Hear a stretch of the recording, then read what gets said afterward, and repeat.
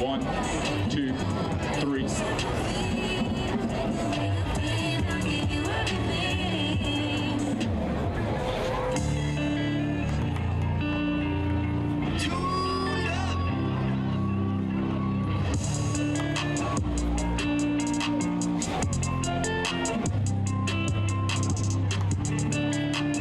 One, two, three, 4, 5, 6, 7.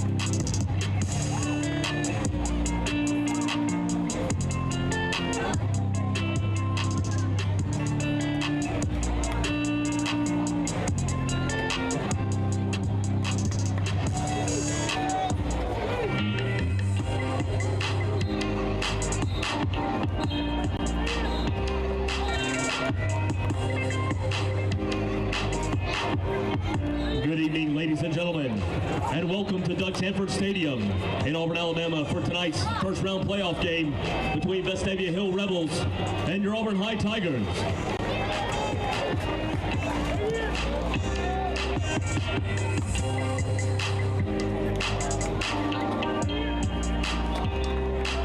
And now, the probable starters for the Auburn High School Tigers.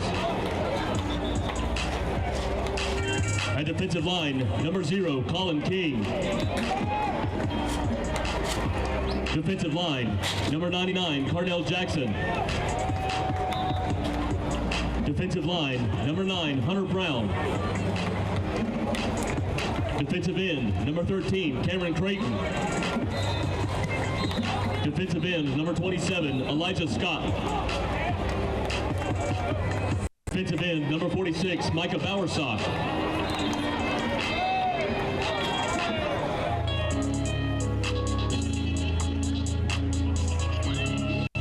Linebacker, number 3, Greg Williams.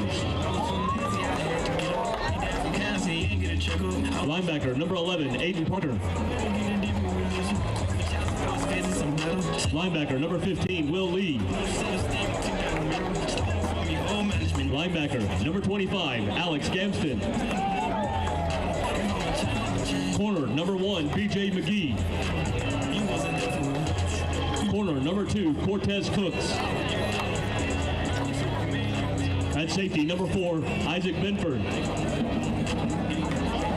At safety, number 18, Graham Fordhofer.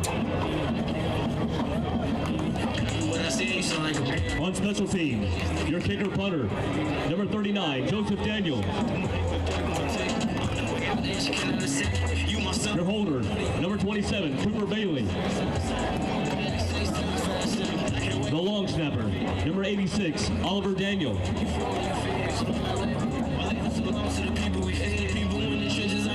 And on offense, offensive line, number 55, Rajon Davidson. Offensive line, number 62, Tucker Albin. Offensive line, number 68, Kieran King. Offensive line, number 64, Jaden Spinks Evans. Offensive line, number 75, Trenton Pritchett.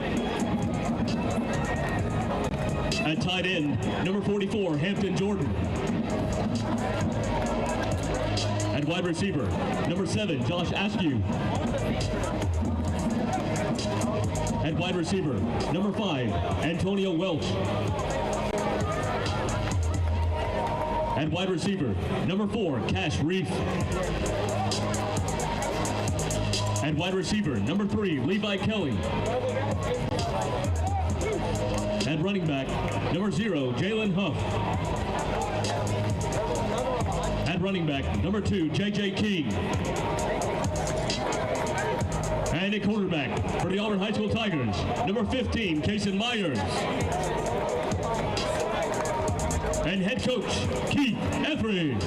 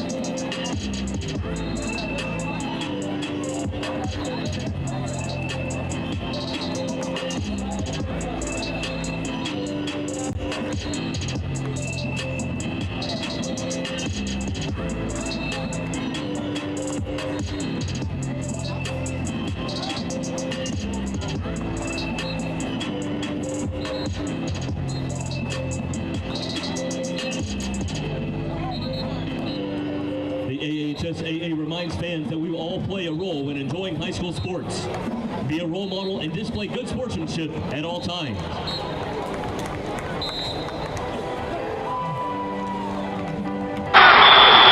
Play hard, play to win. But when sports injuries occur, you can rely on Encore.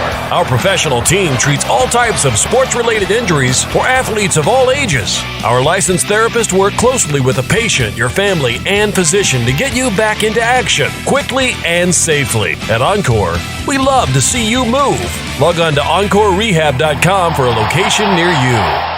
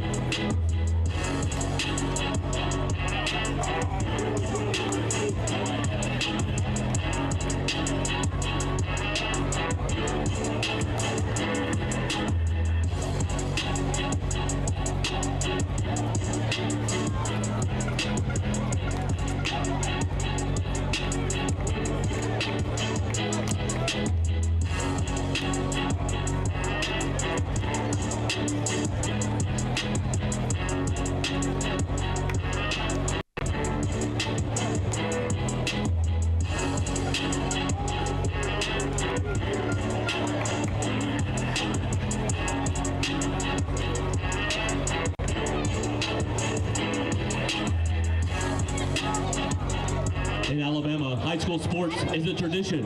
Whether at home or on the road, make our schools, our communities, and our students proud by being a supportive fan. We are counting on you to continue our high school traditions.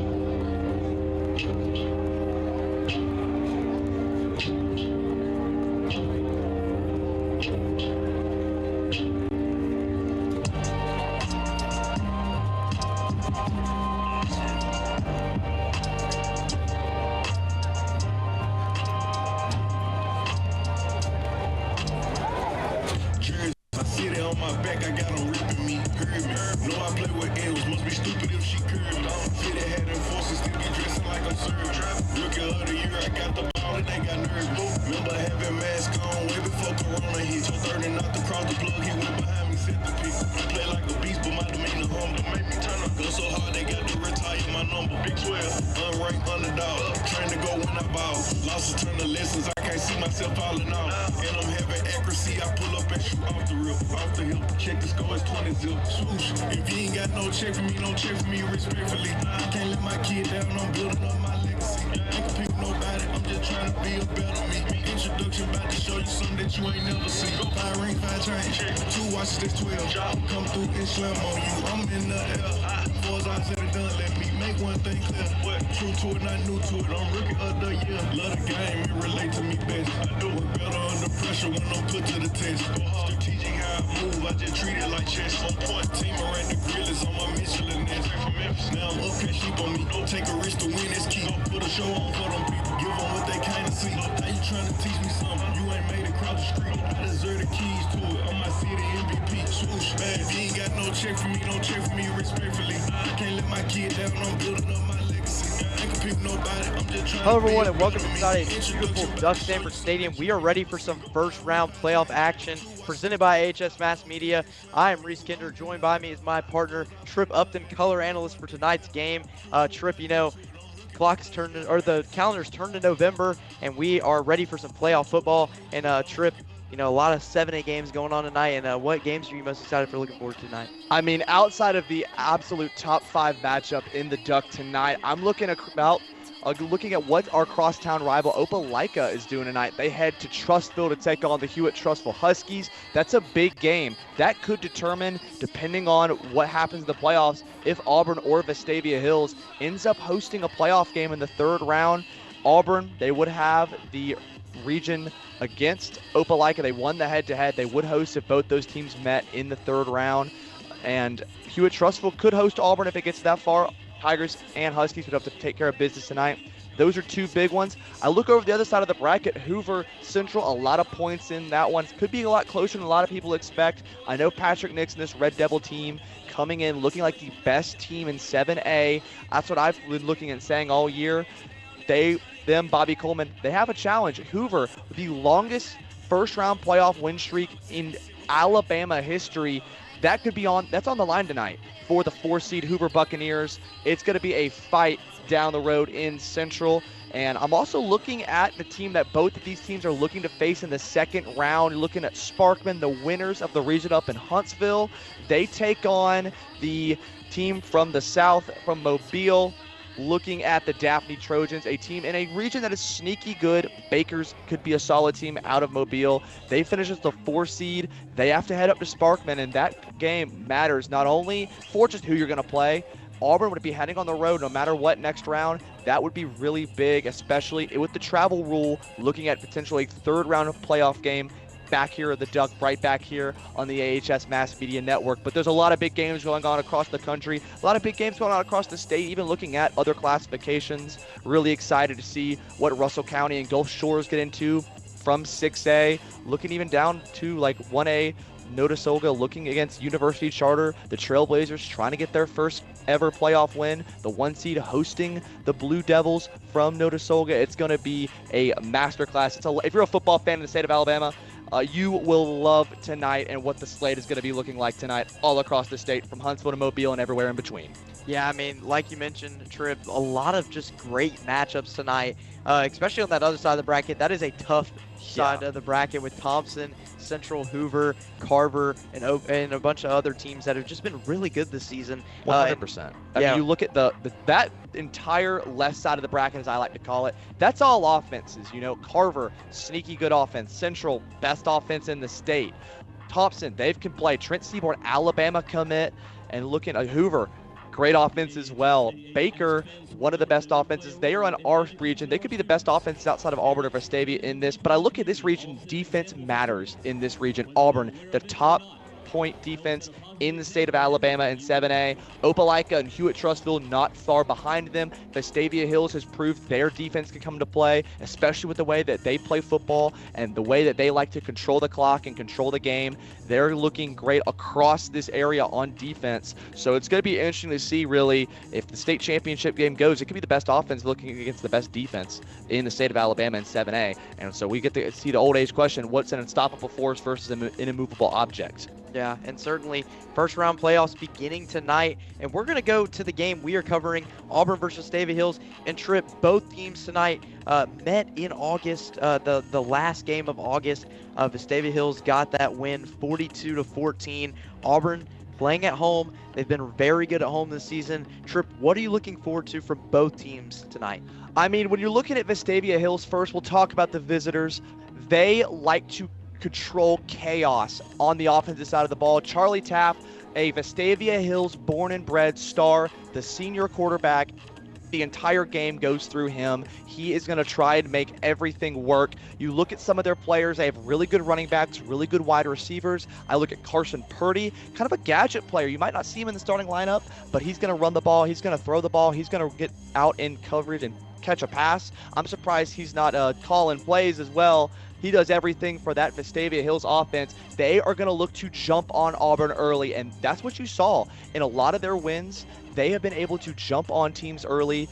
They've scored 137 points in the first quarter alone this season. You saw that earlier in the season. As you said, Auburn went on the road to Vestavia, got off to a slow start. Vestavia got off to a fast start, and the blood was in the water from there. Even if you look at the box score, they were close quarters 2 through 4, but it's quarter number 1 that matters most to Vestavia. They've got to get off to a hot start if they want to win this ball game. Auburn, they've got to withstand the punch to the face. If Vestavia starts out hot, they need to say, okay, how can I adjust? How can we get moving? I'm really interested to see what this defense is going to look like to stop that Vestavia Hills offense. I've heard rumors of a 4-4 front looking at what Auburn could be doing. With defensively, you're going to see guys like Will Lee and Greg Williams make plays across the line of scrimmage. They're going to have to keep Taff and this team regulated. The Auburn defense, the Auburn offense has to play complementary football and force Vestavia Hills to grind it out, slow down their tempo, make them think, make them get in the huddle and talk about it, and win the emotional battle as well. It's going to be a packed environment at the Duck tonight,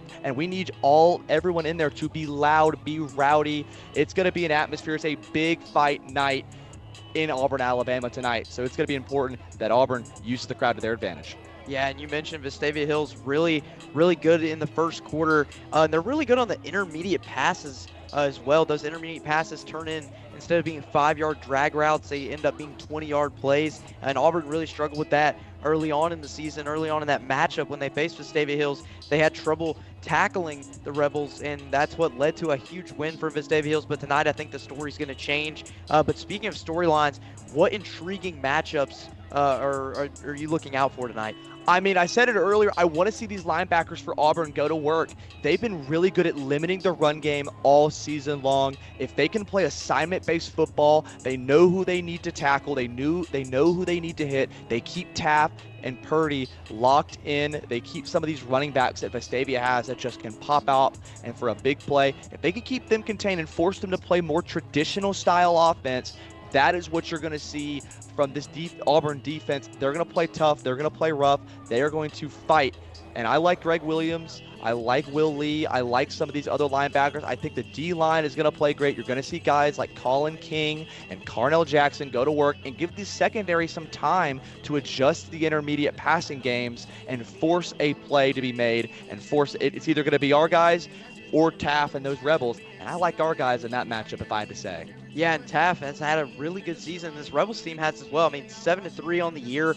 And like we mentioned, just Auburn's defense has been stellar this season. The only really mess up was that Vestavia Hills game, and they were able to, come out after that and just continue. And then also, I guess you could say the Central game as well was kind of just a dud, but even at that game, it's been good. Yeah, even at that game, 7-0 at halftime. It was a close game at halftime, right? You look at this team and what they can do defensively. That's where it comes from. It gives their offense swagger and confidence. If every single time the defense goes out there, I got you, I'm going to pat you on the back, and we're going to go get a stop. Yeah, and this defense is like, it's a championship caliber defense, which is perfect for Coach Scott Goldsby's defense. I mean, we've seen great defenses come in here, but I think this is one of the best defenses we've seen in recent years, and they're going to prove that tonight against the Rebels. But my matchup that I'm looking for is Joshua Askew versus Parker Simpson. Joshua Askew, one of the fastest, I think, players, receivers in 7A football. He just gets out in front of you. When he's out in front of you, you're not catching him. I mean, he's gone. We've seen it multiple times this season. And Parker Simpson, a really good DB for this, young DB actually, for this Vestavia Hills Rebels team. And he's just been a stellar player, rising up as a junior this year. And I'm really intrigued to see how that matchup goes tonight, because Simpson does have an interception on the season, and Casey Myers doesn't throw many of those. But if Simpson is able to get Askew covered pretty well, then you could see that happen tonight. Yeah, I mean, you look back at the Vestavia game, week 2, that's exactly what doomed Auburn from the start, was the turnovers. And Casey Myers, credit to him, he worked on his craft. He was able to gain confidence. The coaches gained confidence in Casey, and you've seen it over the past 3 or 4 weeks. They've decided to air that thing out, and they've been able to make plays and give their running game time to develop, especially now that you are year 1, almost done post Omar Mabson. The offense looks different than it did a year ago. You can watch the Vestavia Hills highlights in the Duck last year. Looks completely different than it does today. That's a big factor for this one. And yeah, I mean, the offense has got to be able, Askew, Cortez Cooks, that receiver room has got to be able to get open in space, play well, and give them running game time to develop.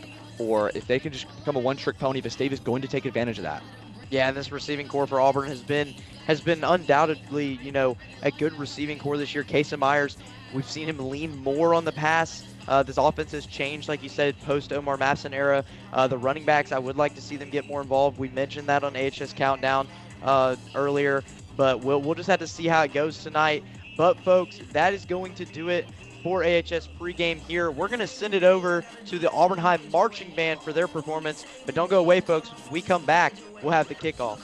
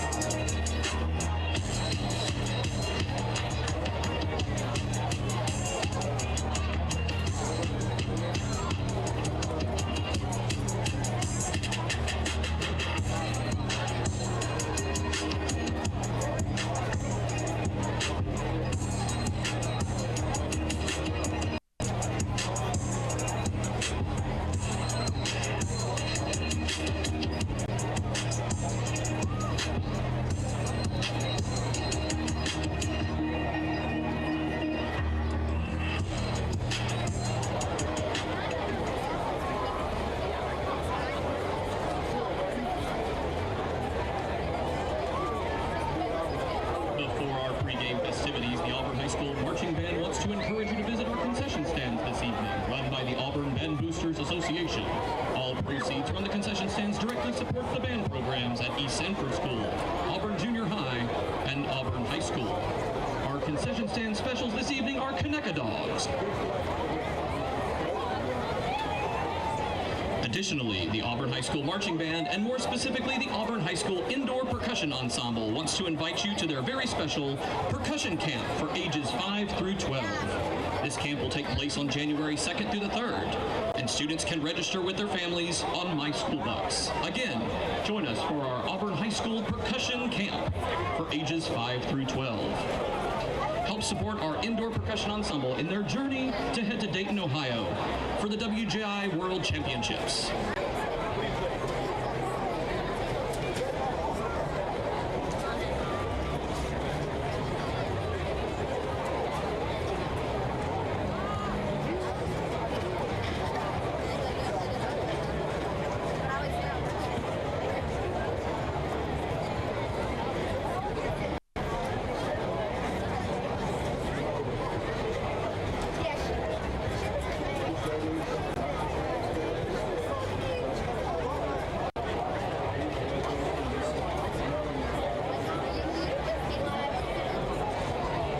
Attention, ladies and gentlemen, if you are missing a credit card, one has been turned into the press box. Please come and see us in the press box if you are missing your credit card this evening.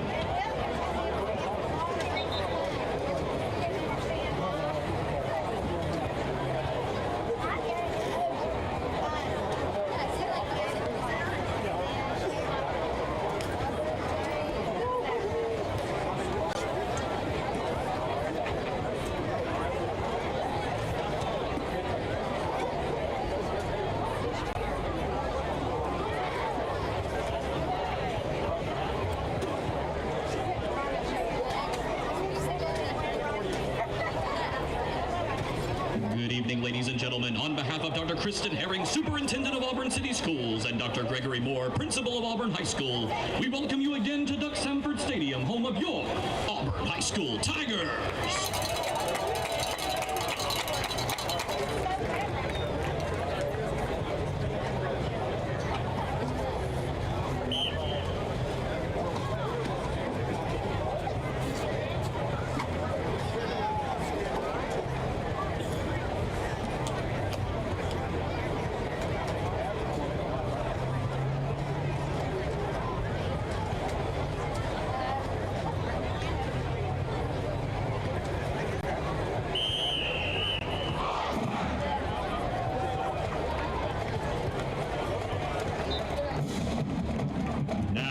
Stand up and get into the Auburn spirit as we continue the hunt for the Alabama 7A State Championship.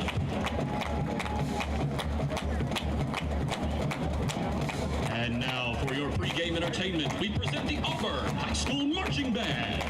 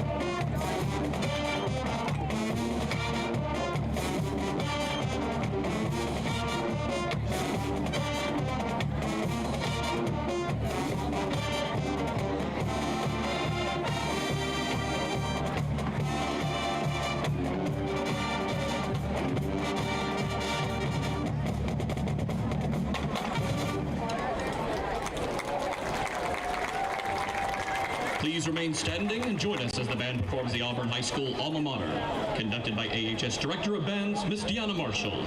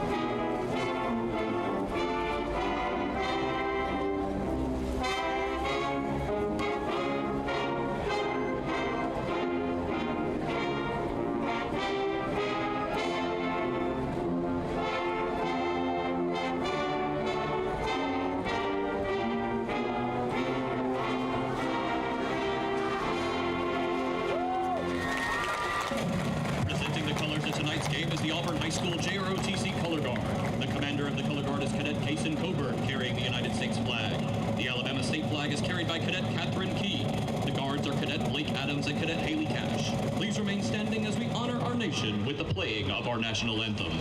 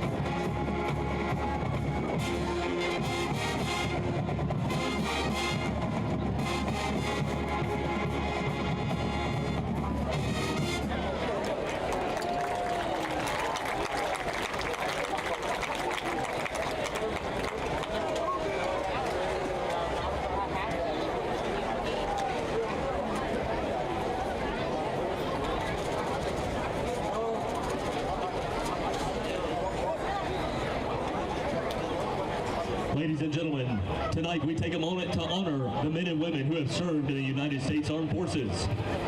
Your courage, sacrifice, and commitment protect the freedoms we enjoy every day. If you are a veteran, please stand or wave so we can recognize you tonight.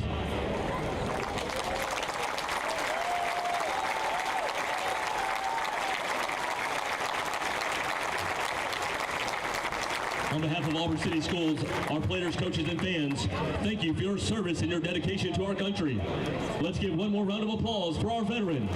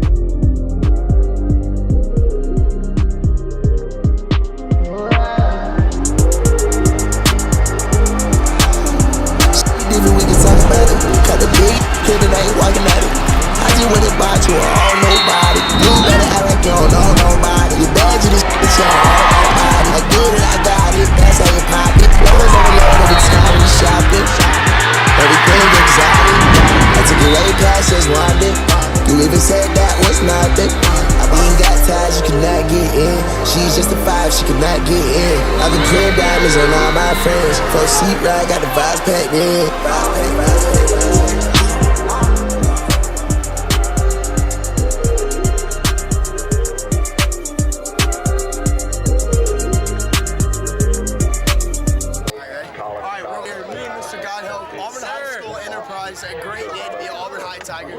Coming off the best win of our lives against Opelika 17. We're still better than them at everything. Let's go Tigers.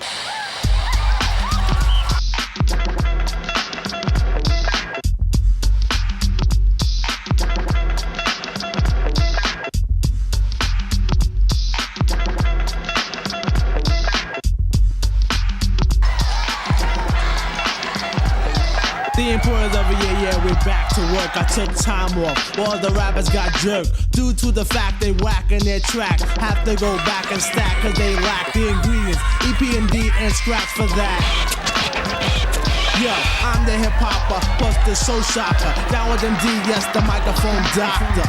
One wrecks, the other destroys, and if you think you're ready to mess, kill the noise. We don't play when it's time to slay. I get a cut from my homie, yo, then I lay back and mack and all the rhymes I pack, and wait for a sucker to jump and then attack.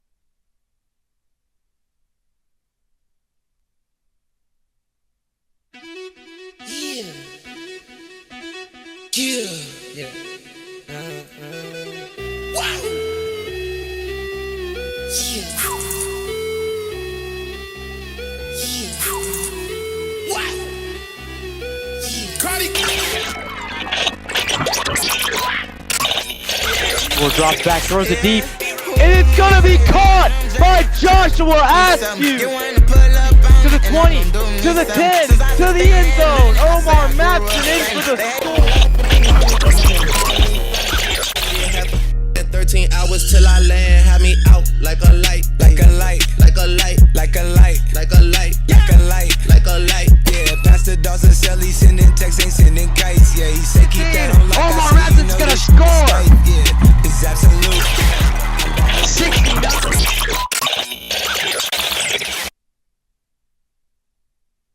Here trying to start a fight.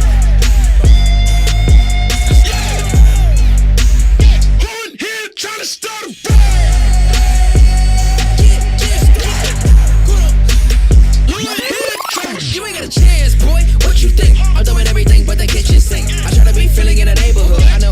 grannies wanna sip they tea. And here you come all barging in, all ugly like a brown fur cardigan. We can skip the monologue and the arguing. I'm like, who in here trying to start a riot? Who in here trying to start a riot? Who in here trying to start it? Bang.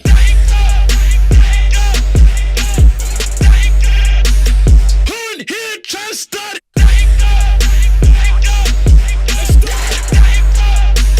Who in here try to start it?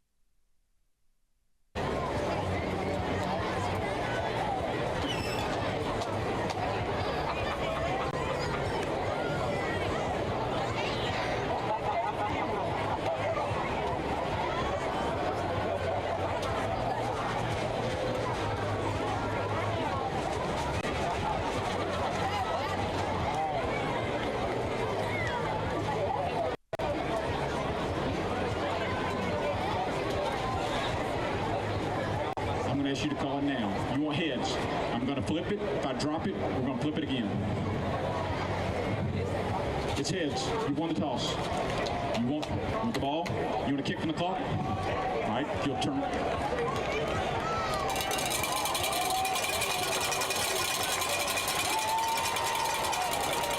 Vestavia won.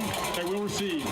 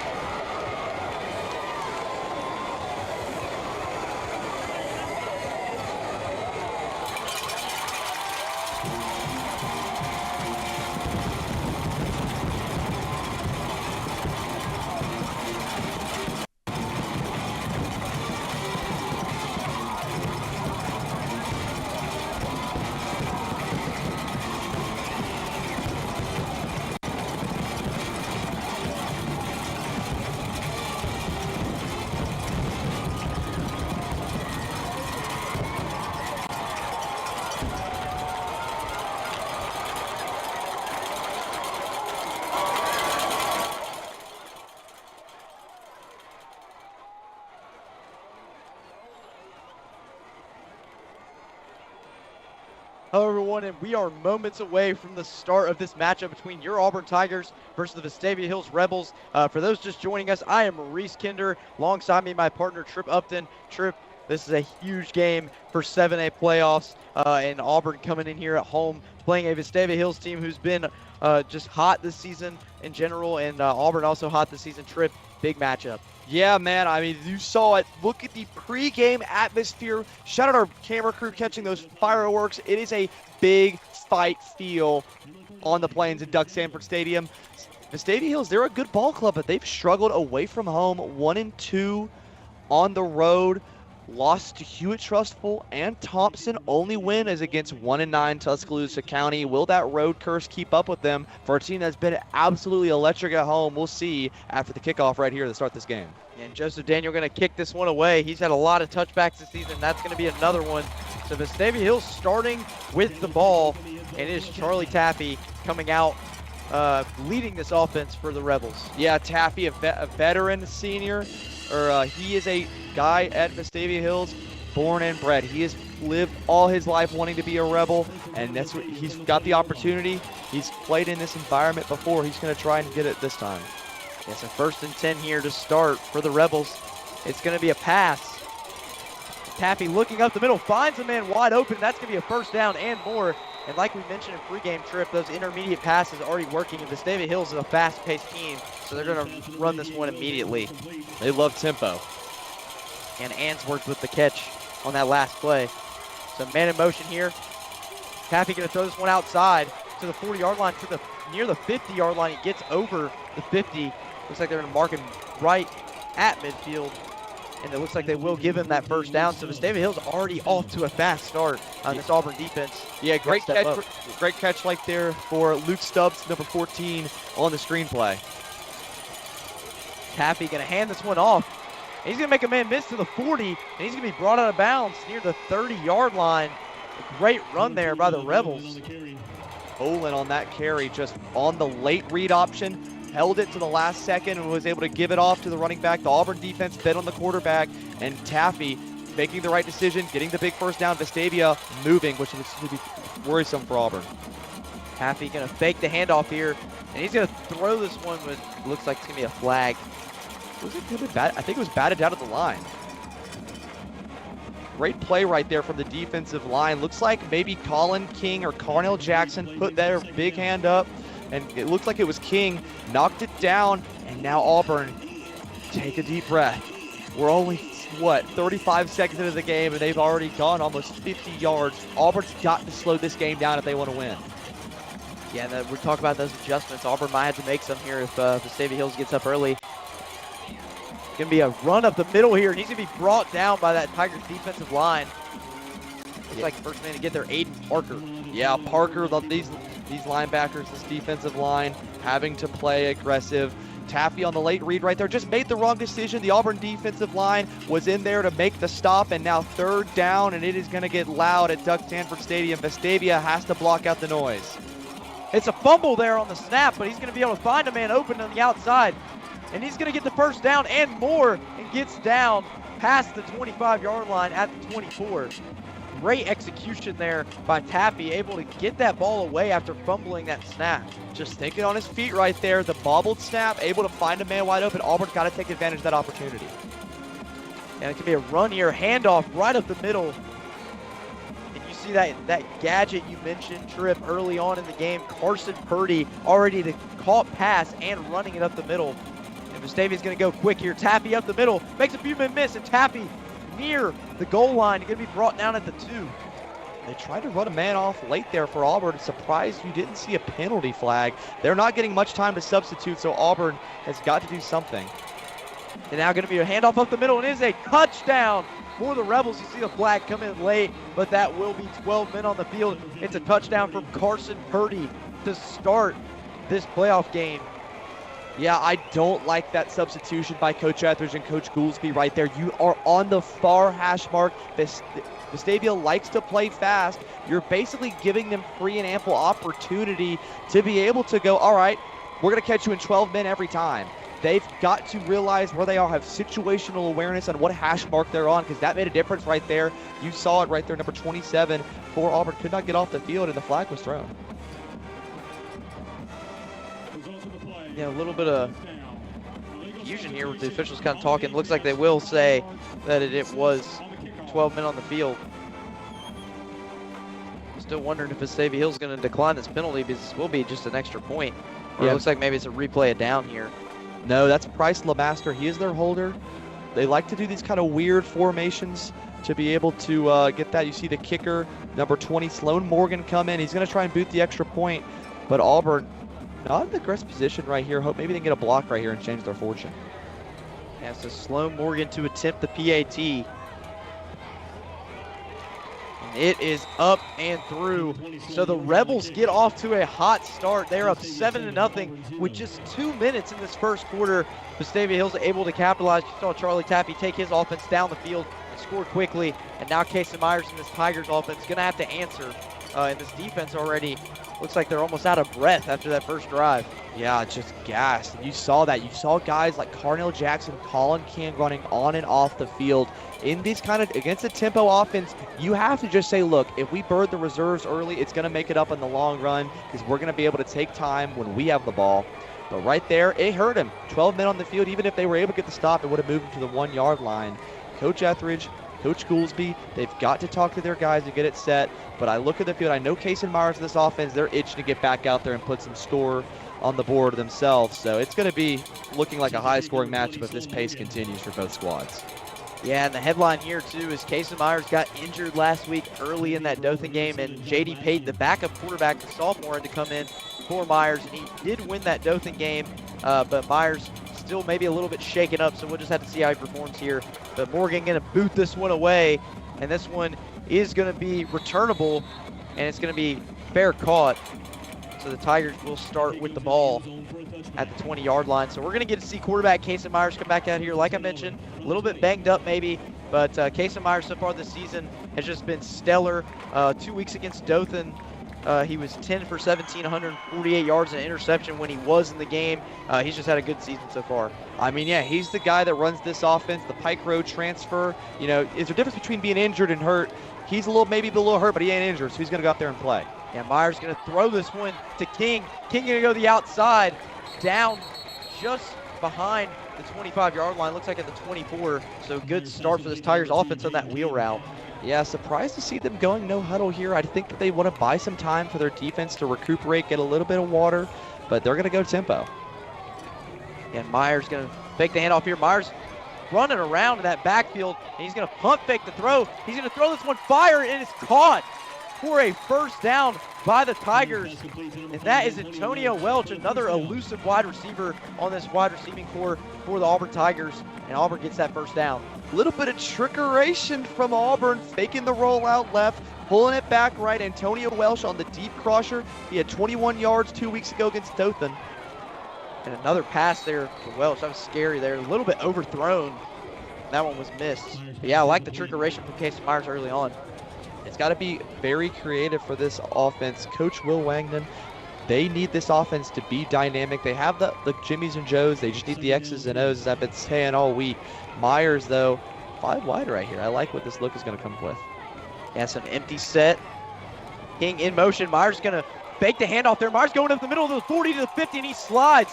We'll see if a flag is thrown. It looked like a late hit, but no flag was pulled, and that's going to be a first down. And Kason Myers, we did not mention that to start this broadcast, but he also uses his legs as well. So look out for Myers to run and pass. Yeah, avoiding calamity right there. Watching the replay, looks like it was just 2 Vestavia players hitting over the top. So glad to see everyone's okay. Myers going to hand this one off to King, and he is brought down. Looks like he lost a yard on that play there.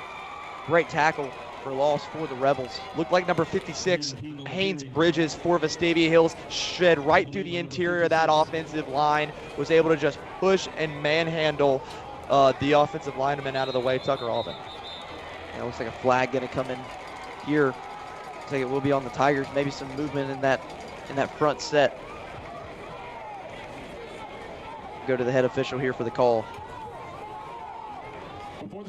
And it's going to be a false start, so it's going to move the Tigers back 5 yards. Instead of 2nd and 11, now you're faced with 2nd and really long, 2nd and 16.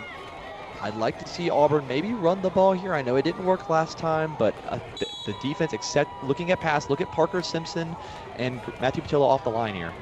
And that pass is caught by Joshua Askew, just a little curl route there. Good job for Auburn to get back near the line of scrimmage. So now Auburn going to have to do a lot of work here to get to that first down marker. It is going to be 3rd and 12 for the Tigers. And Kason Myers is going to have a decision to make, as well as Keith Etheridge. Like to see, again, another 5 wide look. Probably will see King in motion. Man in motion as well. Just a double reverse pass, but it's fumbled, and it's recovered by the Rebels. Joshua Askew had it on the double reverse, but fumbled the ball, and the Rebels come up with the turnover. Big heads-up play right there by number 26 for Vestavia Hills, Walker Hogue, just being the guy at the right place at the right time. Auburn just trying to get too fancy early on, I understand, but if Vestavia Hills, they are a team that is based on emotion. If they smell blood in the water, the Sharks are going to circle. Coach Etheridge needs to get his boys straight. And now you see Taffy and the Vestavia Hills Rebels offense coming back out now, and they went down and scored really fast last time. And Taffy going to fake the handoff here, but he's going to make a man miss, and he's going to throw this one to Purdy. And Purdy's going to be wide open to the 30, to the 20, and he's going to be brought down just near the 20-yard line in a great catch and run by Carson Purdy. And the Auburn defensive line gave up that one. He had the blitz right there from Elijah Scott, but couldn't get home. Going to be a handoff to Purdy here, and he's going to get a few yards, but he will be brought down So that shoelace tackle there by Aiden Parker. Second time we've called his name tonight. He's been dominant at that middle linebacker position, but look at here at Vestavia Hills trying to stay on that far hash mark away from the Auburn bench, force their guys to not be able to sub, tire them out. It's exactly what Coach Evans wants to do with his Rebels team. Yeah, you see a little bit of trickeration there. It's going to be a trick play, and Taffy going to run this one up the middle and get another first down for the Vestavia Hills Rebels. Yeah, Taffy, just a dominant runner on the ground there. He's just as good running as he is throwing, and you saw that they faked the look to the sideline, snapped it when Auburn maybe was trying to intercept the signal. That's what this team does at Vestavia Hills. They're going to use every advantage. You're going to see a lot of, you see offensive line shifts, you see motions, you see trick plays, laterals, everything in between.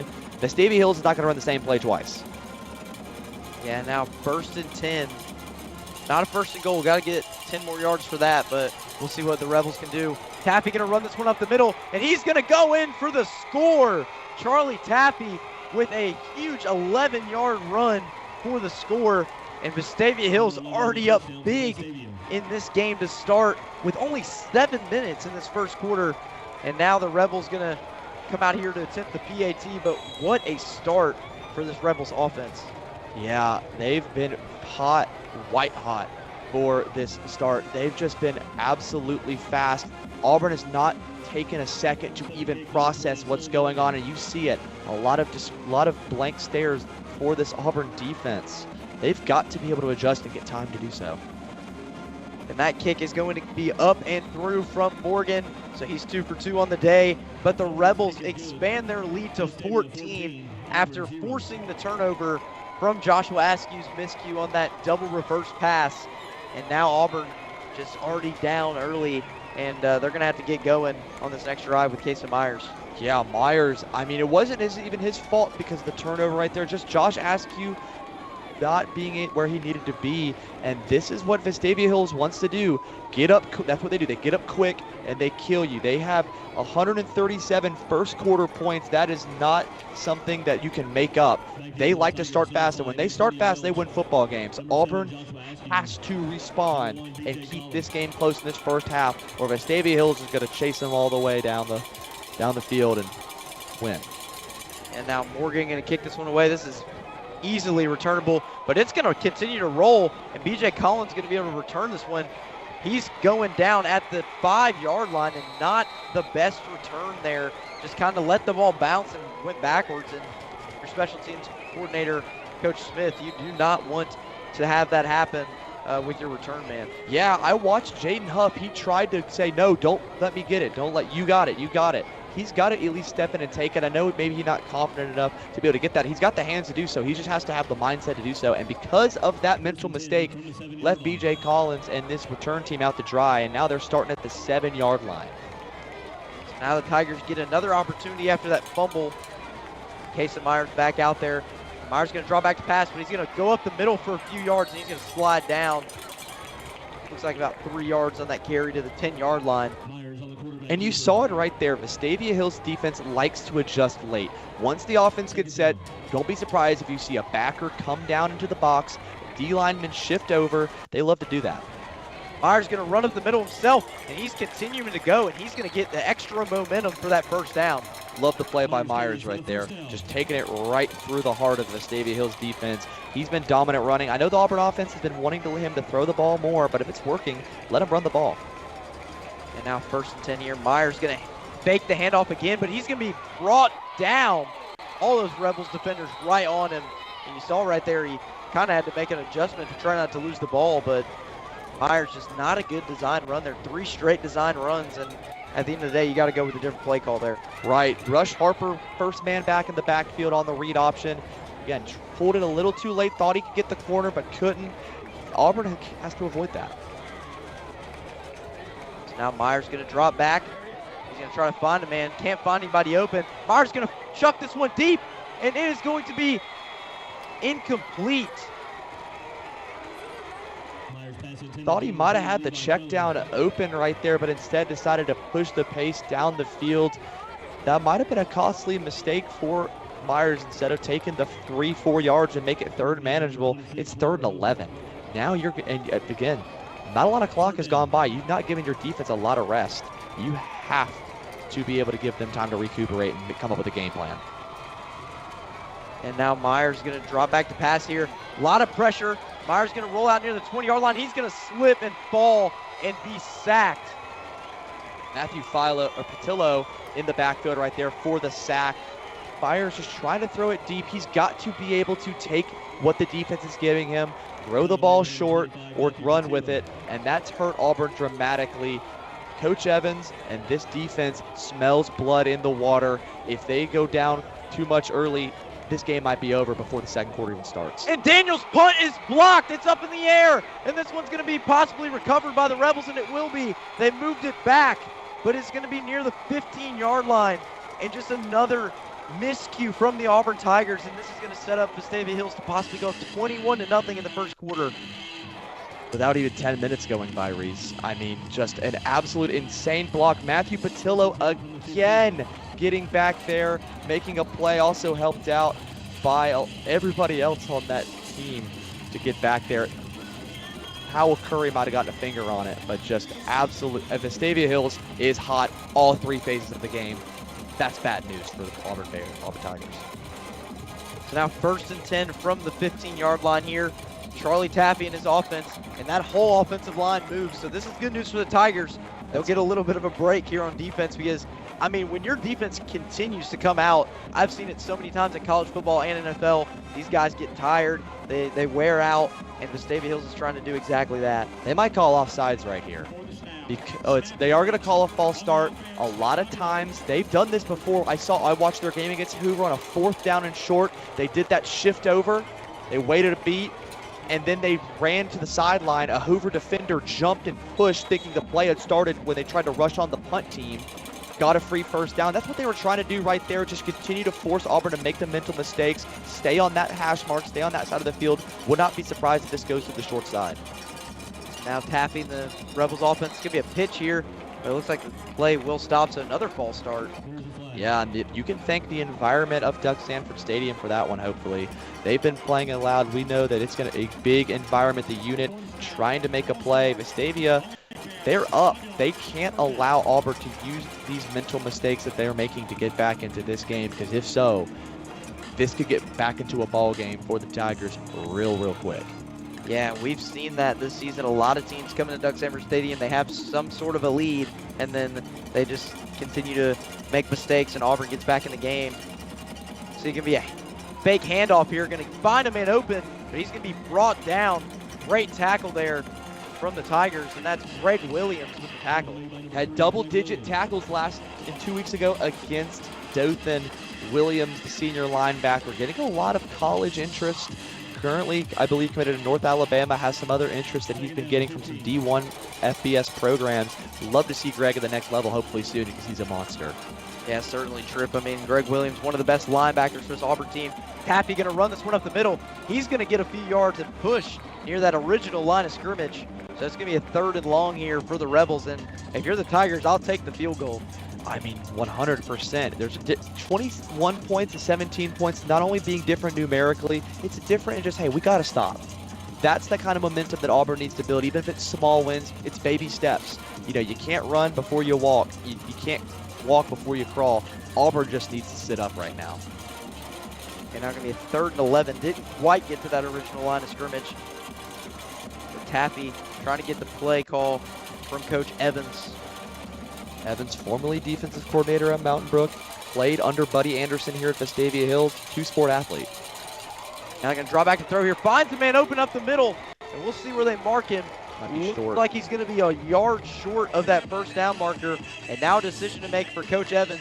Does he trot out that field goal unit, or will he just keep the offense on the field? I think he goes for it, especially with the way you see Purdy running on the field. Would not be surprised if this is some kind of motion power read option, and they're going to make the Auburn defense choose who they want to get the 1st down to, Purdy or Taffy.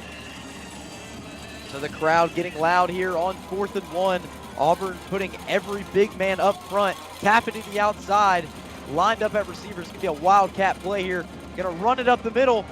Is Purdy. Purdy gets in to the end zone. He flips in, and it is going to be 20-0 here. and the Rebels just roll in this first quarter. Yeah, I mean, great play design right there, forcing a defender to go out and at least mark Taffy on that one. In Vestavia, back-to-back short fields for them, and they've taken advantage. Auburn has yet to even cross the 50-yard line. They have to be able to make an adjustment if they even want a shot at being back into this ball game. Now the extra point attempt for Morgan to extend this lead to 21. It looks like a player jumped off sides. It looked like it might have been Cooks on the outside, or BJ Collins. Coach Etheridge, Coach Goolsby, I mean, just trying to find a way. Hey, what do we build on to adjust? What do we say hang our hat on defensively? Have not found a way to do so yet. So yeah, now it's going back to the week 2 matchup, and Tripp, you mentioned that is you can't let that matchup from August hurt you, and keep reminding you why you lost that game. And you see Auburn's just letting it bear down on them in a 21-0 lead now, and who knows how much longer Auburn's defense can stay out on the field. Yeah, it's really not the fact that they're staying out on the field. We need to get them off the field. Yeah. I mean, this offense has yet to really have a sustained drive. Turnover problems, special teams, mistakes. If I'm Keith Etheridge, I'm thinking right back. I feel like it's August 31st. Or August 28th, rather. And that the Auburn Tigers are down big to Vestavia Hills. It's a really rude Groundhog Day. Yeah, now Auburn's special teams coming out there, the kickoff team coming out there. So Auburn still is not out of this game yet. It is 21-0, but it's only the first quarter. And we saw Auburn when they played Vestavia Hills in August. They did score and almost kind of get back in that game in the second quarter, but then Vestavia Hills ran away with it. If Auburn's able to score and get maybe a stop on defense, who knows what can happen from there. Yeah, I mean, it's a score. If you just have to stack drives, stack good plays, stack complementary football. Auburn has done none of that thus far. We've barely seen this powerful offense. The mighty defense has been just gassed. It's either penalties or mistakes. Special teams on all fronts thus far has not been great. Maybe the only person that's done their job so far for Auburn is the kicker, Joe Daniels, kicking touchbacks. Like, this is not what we've seen traditionally from this Auburn team. They've got to adjust. They've got to say, hey, and make a play. Yeah, and this Auburn offense, Casey Myers, has got to get with his guys. He's got to say, guys, we're not out of this game yet. We're still in this thing. If we can just get some stops on defense, go over to those defensive guys, encourage them on the bench, and be like, guys, I got this. As long as I score and as long as you guys go out there and do your thing, we can get back in this game and possibly win. It's like just stoppage on the field due to the TV timeout. We're not used to having TV timeouts here at high school football, so that looks like what they look to be doing right here. Obviously, this game is being broadcast on WOTM.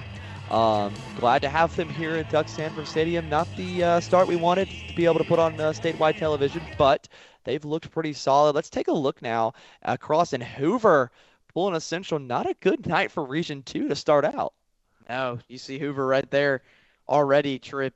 We see Hoover's up to a 3-0 lead, and this Hoover team, not a bad team at all. They're 7-3 on the season. We mentioned early on in that pregame that we think Hoover could go a long way if they're able to do some things tonight against Central. I really love Hoover's running game. It's complementary. It sets up their pass game, and they have been able, if they can just keep this game short, keep Central's offense off the field, exactly what Vestavia Hills is doing right now. Who knows what could happen with the Hoover Buccaneers potentially keeping that first-round streak alive like the legends of old, it might be longer than both of our lifetimes. So it's insane to see what Hoover is going to be up to today. Now Morgan going to kick this one away. It's going to be another short kick. This one will be returnable, but another miscue by BJ Collins, almost touching that ball. And, honestly, if you're Coach Etheridge or even Coach Smith, the special teams coordinator, you might want to look at changing the return man right now with the way things have gone, considering Collins last time got you at the 7-yard line, then you got a block punt, and Vestavia Hills scores on that. And then this time here, they're able to get to the 20, but still, what happens if he touches that? That could be a touchdown. Yeah, that would not be great for Coach Etheridge, Coach Smith, all of the Auburn Tigers. But look, Auburn's just got to take that play out, take every single play that's happened this far out, and just play ball. Now Myers going to hand this one off to King. King going to go for a few yards there. It looks like he's going to gain 5 on that run. So good job from this Auburn run game already to start. Haven't seen much of it. Like to see more of it. So Myers going with the hurry up yet again. Coach Etheridge wants to get the Tigers back in this game immediately, it looks like. And Myers going to go out to the outside here. Going to find a man open. He's going to gain about a yard. Looks like that's going to be Joshua Askew. Good play. Yeah, good screen pass, just maybe a few more yards on that, but we'll see what the Tigers are able to do here on 3rd and 6. Yeah, I'd love to see maybe Cash Reef or Levi Kelly involved here. We've seen a lot of Antonio Welsh and Josh Askew, as so, because they're great talents. Love to see some of the other guys and force Vestavia, maybe get a linebacker on wide receiver matchup, especially in this 5-wide set. Now going to be a jet sweep here to King. King going to go to the outside. He's going to get a first down and more. So J.J. King getting this Tigers offense a little bit of momentum here as they're going to get that first down. And a great play right there by Nick Williams, the linebacker for the Rebels, able to get there and prevent a big play. Now Myers doing the fake snap there. You know, the double clap, trying to get them to jump off sides. Just don't do it exaggerated or you get a penalty like Gunnar Stockton. Now Myers going to drop back. He's going to fire this one up the middle. It's caught by Cash Reef, making a few men miss. And he's still getting pushed. We'll see if they give him that first down. Might be up there. It looks like they're going to move the chains. First down. So Cash Reef picks up the first down, and the Tigers are nearing midfield. Good catch there by Reef. Yeah, getting those other guys involved. That's good. Forcing the Vestavia Hills defense that loves to stack the box, move guys in late. Force them to play all 20 yards in between the hash marks, in between the sidelines. Now Myers, it looks like a flag there. It looks like maybe you saw Jalen Huff possibly jump off sides there. So yeah, it's going to be a false start for the Tigers. Starting behind the chains is just going to hurt you all night long, and that's exactly what Auburn's done thus far pretty much this entire game. They've got to be able to stay ahead of momentum, stay ahead of the down and distance, and just try and move the ball without having to think about it.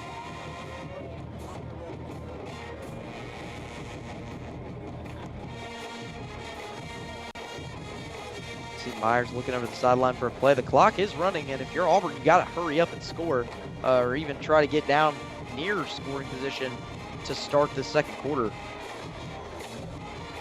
So 1st and 15 here for the Tigers. Myers going to draw back and throw. He's going to fire this one deep. It's going to be caught near the 50-yard line. And he's going to be pushed back a little bit, but it looks like he'll be marked down maybe just short of the first down marker. And a great catch there by Antonio Welch, his 3rd of the night. Hey, big players make big plays. A great pitch and catch from Myers to Welch. Almost a first down. They're going to mark it just a hair short. They might bring the chains out to take a look. Actually, they're going to say it's a first down. So Auburn offense, 15 yards and a first down. Just now, they're into Rebel territory. So that's a big sight. If you're Keith Etheridge trying to get win number 200, you've got to keep moving the ball. Yeah, and like Casey Myers putting this team on his back and just going downfield. Myers can't do the pitch there, but he's going to run for a few yards. So I tried to pitch that one to Jalen Huff, but maybe Huff wasn't looking, so Myers decided to just take it himself. Yeah, it could be a design play right there as well. You saw those tackles drop back. Looked like it could be like a motion draw, trying to get a backer to follow Huff out into the boundary and get him away from the play.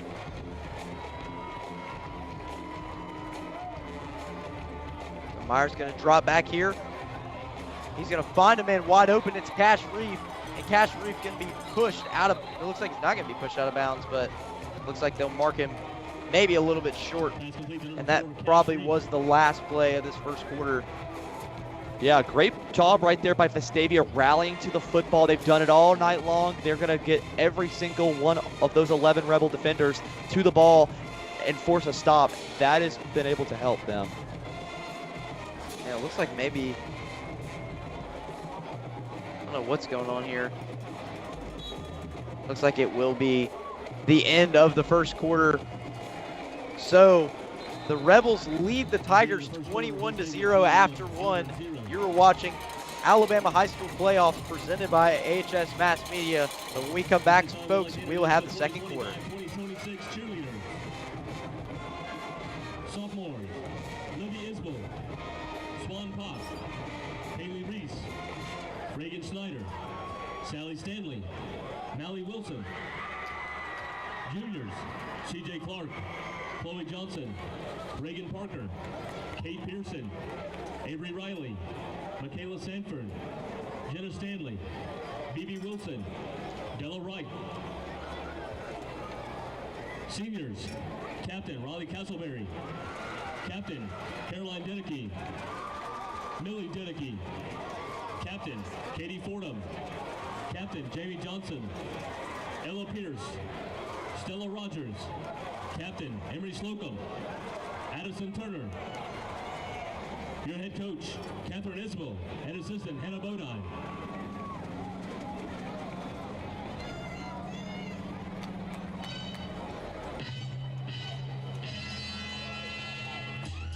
Hello everyone, and welcome back for second quarter action between the Vestavia Hills Rebels and your Auburn Tigers, presented by AHS Mass Media. This is Alabama High School football playoffs, and you see right here the Tigers faced with a 3rd and 1 in Vestavia Hills territory.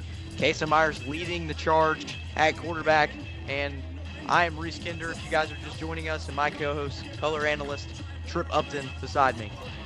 Yeah, and I mean, there's been a lot happening in this first quarter. Vestavia taking advantage of Auburn mistakes.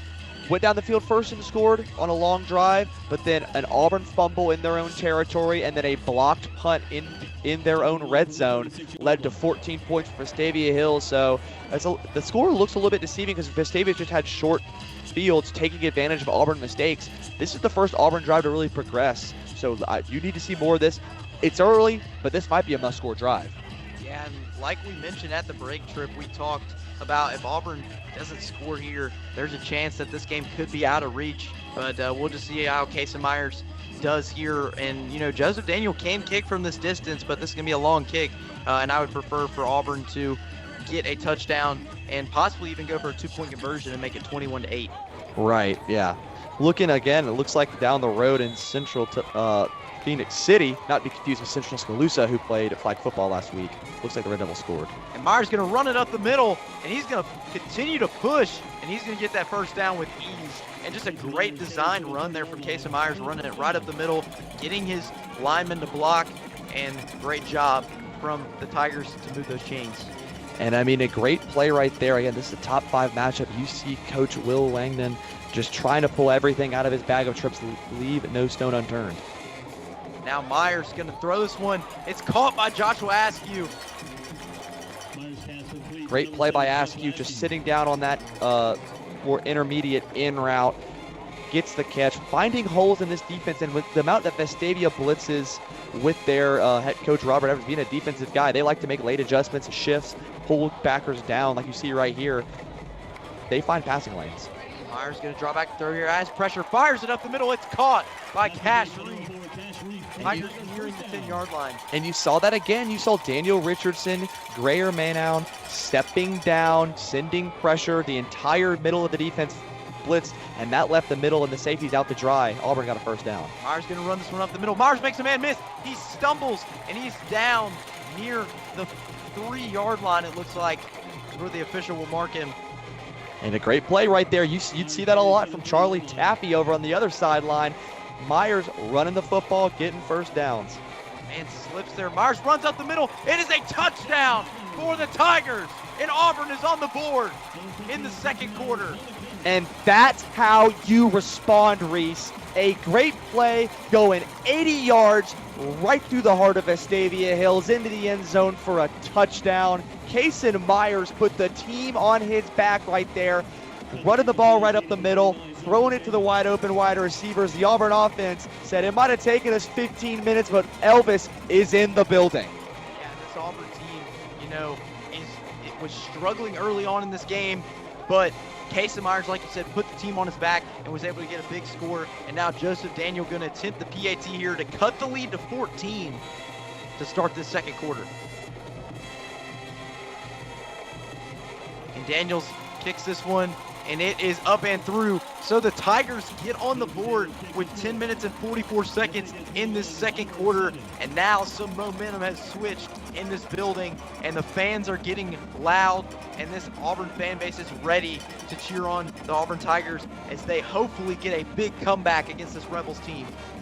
Yeah, and look at Coach Etheridge manning the sidelines. He wants that number 200 career victory, and he's not going to let the Rebels, Coach Robert Evans, Charlie Taffy, or anybody from those Vestavia Hills to try and take it from him. He didn't hear no bell, Reese. The fight is still going on. And now the Tigers special teams unit coming out there to kick this one away on the kickoff. Joseph Daniels so far tonight, like you mentioned earlier, Trip, you said that Joseph Daniels so far tonight could be player of the game because of his kickoffs. You know, they've been just touchbacks, but we'll see if he can do it again here. And now Daniels going to kick this one away. This will be returnable, but actually it's going to be a touchback. So the Rebels offense comes back out. Charlie Taffy so far tonight has been stellar. He's been running the ball all over this Tigers defense, who has been able to stop the run all season, which is, it sounds surprising. You're like, a run defense that's honestly, I think, top 10 in 7A, and you have an offense that's done good so far this season, and Charlie Taffy just running it right down the throats of this defense. So now Taffy, an empty set here, man in motion, and Taffy gonna fake the pitch here. Taffy has pressure. It's batted up. It's intercepted by Colin King. The Tigers are in business. That's my guy, Colin King, on the tip drill interception. Mass Media's own. Welcome to Death Row. Charlie Taffy in this Vestavia Hills offense. It's getting absolutely electric in the duck. Great players make great plays. Colin King.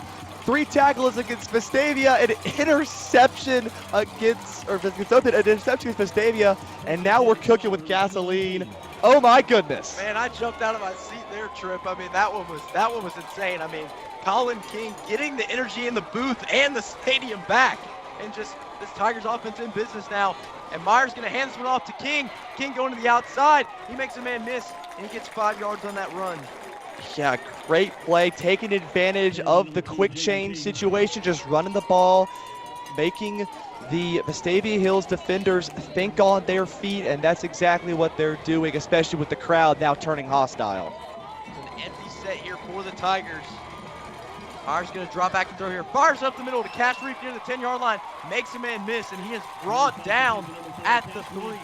And another time where this entire middle of the defense for Vestavia Hills blitzed on that double mug nickel blitz. And they're just going to take that quick slant or that quick in every single time. And you've seen it work. It's picked up first downs almost every play. Auburn now with a goal-to-go scenario to cut this game to a 1-score lead. How about it? Yeah, now, like you said, if this is a 1-score lead, this game, like we said, Trip, the drive could have ended, or the game basically could have ended earlier if Auburn didn't score, but Auburn back in business, and Myers going to go up the middle, but he's going to be brought down, looks like at the 1-yard line. But like we mentioned earlier, this game could have been over if Taffy and that offense would have came out again. Who knows what would have happened? But you see Auburn now trying to make it a 1-score game, and Colin King and Carnell Jackson coming in now, and we've seen this before. Carnell Jackson ran it in against Dothan for a rushing touchdown. Can he do it again here? Yeah, as our executive producer, Mr. Diller, likes to call this the freak package. These guys are just some athletes. Myers going to hand this one off to Jackson, and big Carnell Jackson in for the touchdown. He pushes his way in, and the Tigers are 1 score away from a tie. And Carnell Jackson, his 2nd touchdown in 2 weeks, his 2nd touchdown in his career. I love that jump cut he made. Omar Maps, it's got to be watching some there with a smile on his face. The only people outside of Vestavia Hills that didn't like that play, probably the Arkansas Razorbacks, since he decommitted from there a couple weeks ago. Now Joseph Daniel to attempt the PAT to cut this lead for Vestavia to 7. And it is up and through. And Trip, I mean, what an exciting just start to this game. You know, Vestavia Hills gets out to a 21-0 lead. We're like, what's happening? And then Auburn comes back, and they're back in this game now with 9 minutes to go in the second quarter, and this game is far from over from when we thought it was at the end of the first quarter. And the fan base is loud. Everybody's rocking in Duck Sanford Stadium again, and we got a good football game on our hands. To quote Ricky Bobby, Reese, I'm not really sure what to do with my hands right now. I'm fired up. Our control room, I can hear them yelling and screaming like they're at the Duck right here, cheering on the Tigers. Everybody in town rooting for the home team, except maybe those lonely few on the Vestavia side, as you see there. But how about the quick change? If Auburn said, we'll match you with those quick scores, and able to do so to try to take Vestavia out of this game. And Joseph Daniel there with the kick, and that's going to be another touchback. I mean, you really love a kicker that can do that with just being able to have the ability to kick those touchbacks. And now Charlie Taffy and this Rebels offense coming back out. The interception last drive got the Tigers within one score. So how do the Rebels bounce back, Trip? The Rebels bounce back by just going right back to what they were doing. Keeping the ball away from the Auburn sideline, running tempo, tiring out their defense. Basically, because of Colin King, they got 3 drives of rest right there. That's huge. So now Taffy, the offense back out there, man in motion. And Taffy going to run this one to the outside, but he's going to be stuffed behind the line of scrimmage. It's Aiden Parker. Just absolutely read that play perfectly. They sent 2 men in motion, moved the tight end Will Ainsworth, and then moved the receiver Zach Laws, and just, even though all the blockers were on one side, so were all the Auburn defenders. Aiden Parker meets his man in the middle. And so now handoff there. He's going to be brought down. A big hit there from Greg Williams. Yeah, you saw B.J. McGee, the senior's corner. He does not want his Auburn career to end right there. Makes a good play, keeping Vestavia Hills behind the chains where they struggle. He had 4 tackles 2 weeks ago against Dothan. This Auburn defense starting to play like their helmets are on fire. And now Taffy going to fake the handoff here, throws it up the middle, and it's incomplete. Batted away from this Tigers secondary, and a great play for Forthroffer on that pass. And the Auburn defense coming to play over the middle. He had a hand on it, but Forthroffer able to make the play, knocking it down. An absolutely beautiful defensive play. And 7 minutes ago, we were talking about how Auburn needed to score and they were out of the game. They could tie this ball game up with this drive. Just so much happening right now. If you're not watching this game right now, I don't know why you wouldn't be, because this is just exciting. Looks like we're going to see a timeout right here. Yeah, and if you're Coach Evans, I mean, your guys, they're hyped. Taffy over there, his guys patting him on the shoulder. We're like 21-0 lead. We got this. I mean, we're up, but still a lot of football to play. As long as we control the ball, we're good. And then Auburn goes down and scores to start the second quarter. What happens? Literally 7 minutes later, the Tigers get an interception. Big Colin King, and then Carnell Jackson runs it in to the end zone to make this a 1-score game. And now the Tigers are 1 score away from tying this ball game up. Yeah, that was absolutely fantastic. The timeout right there, probably good for Vestavia. Coach Evans, former baseball player in the Samford University Baseball Hall of Fame, 2-sport athlete. Just going to the pitchers now, talking to his guy. Actually played minor league baseball for the Red Sox, but as a football coach, played at Vestavia Hills under Buddy Anderson, was a staffer at Hoover, Oak Mountain, Spain Park, and the University of Alabama, Birmingham. So Coach Evans, not a stranger to big games. He's going to have to get his guys and his defense back into this one. And now Morgan attempting the punt here. Saw a little bit of a hesitation there. And this one's going to be returnable for Cash Reef. And Reef going to run this one to the outside near the 50. He's making a few men miss. Down near the 35-yard line. Looks like there is a flag on the far side of the field. We'll see what this one is. Might have been a hold or a block in the back. I mean, you saw every single Auburn defender but one come off the punt, expecting some trickeration. Only one was sent to make sure the punter didn't try to run it. Maybe somebody got bumped around in there as they shouldn't have, and that might back the Auburn Tigers up, but Hope is still going to be in Rebel territory to try and tie this ball game up. Yeah, now looking for the call from the head official. You see Coach Etheridge visibly upset with this call on the sideline. Looks like a block in the back. Yeah, it looks like it will be a block in the back, but Coach Etheridge does not seem to agree with that call and very upset.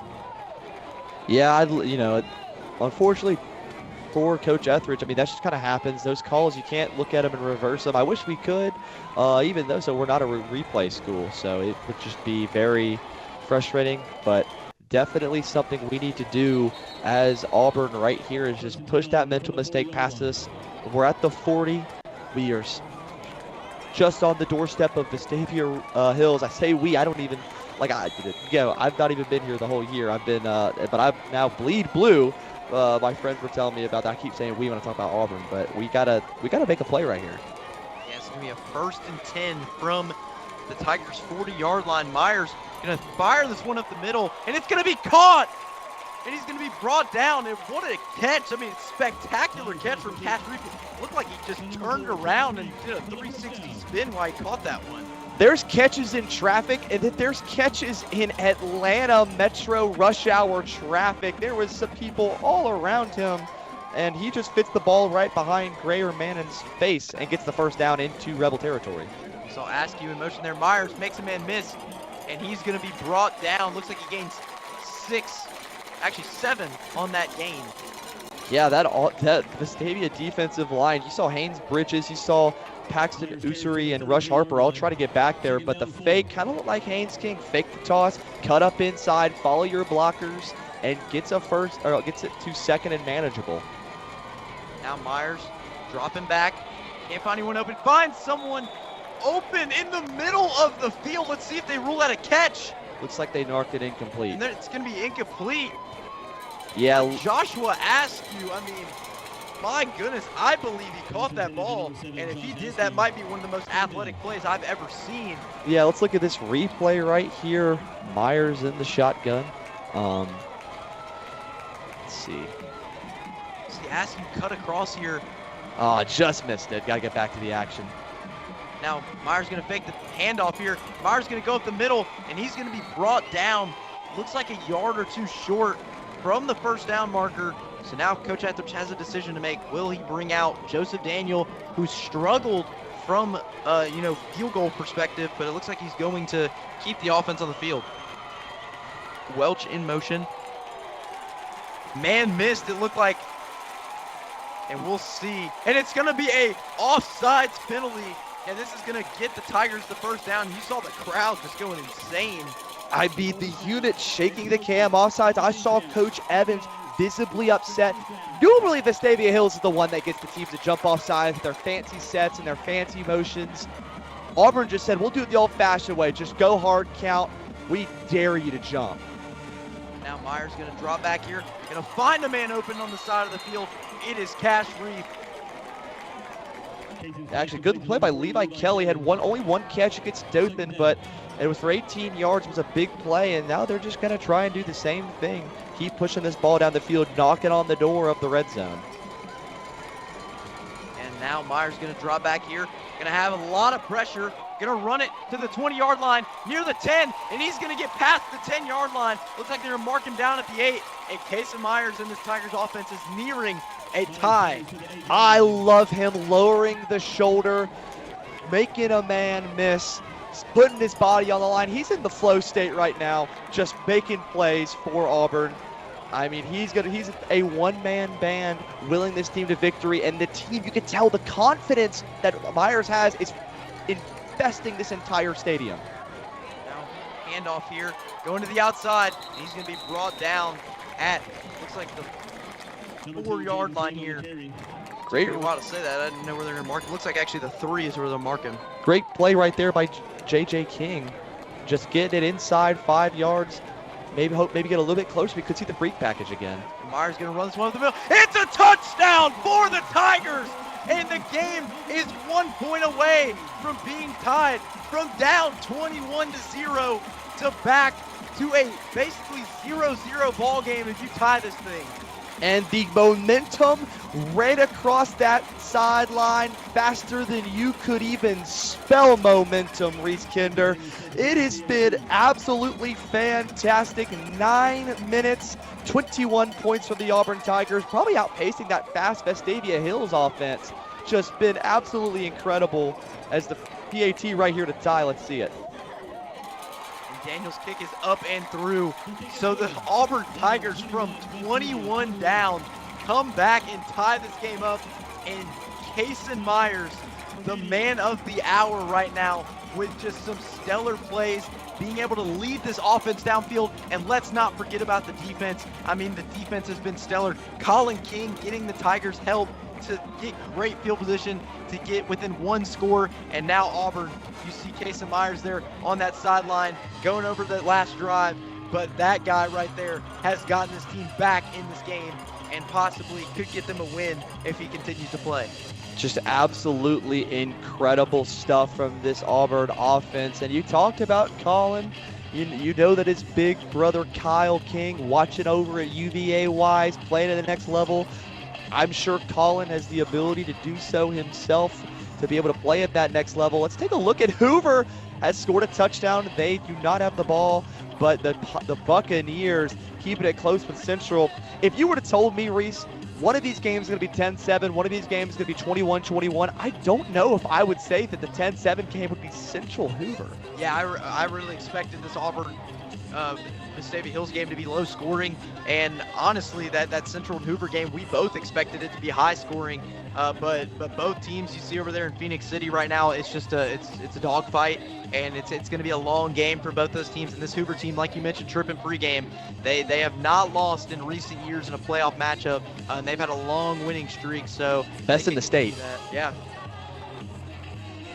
you see the light show from this Auburn Tigers team.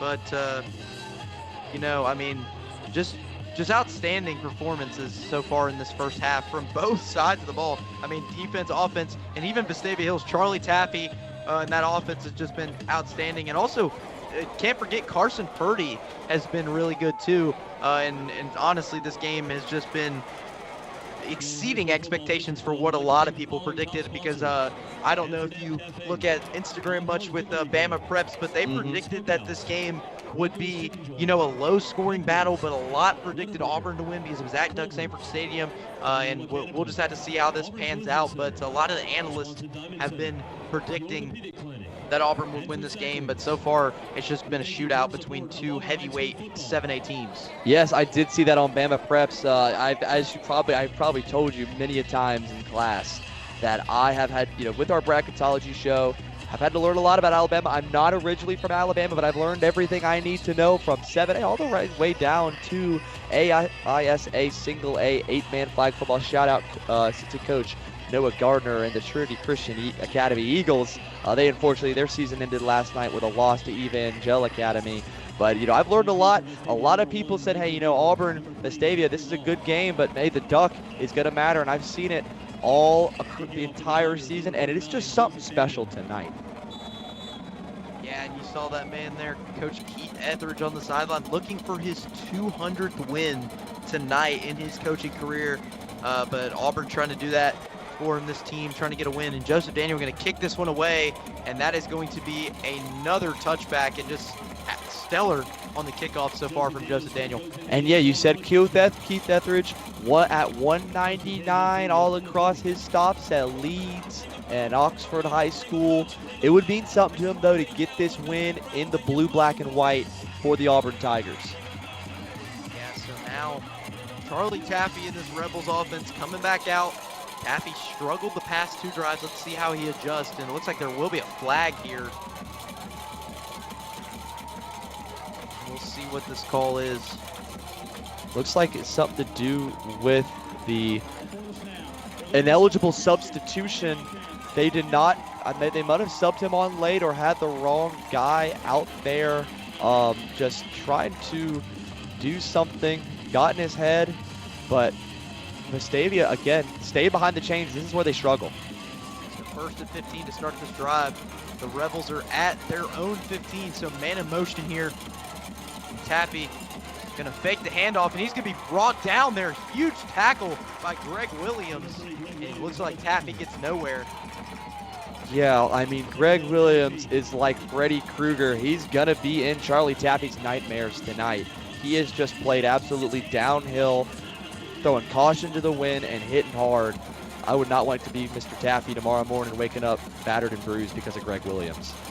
Now Taffy back there, empty set, gonna throw this one.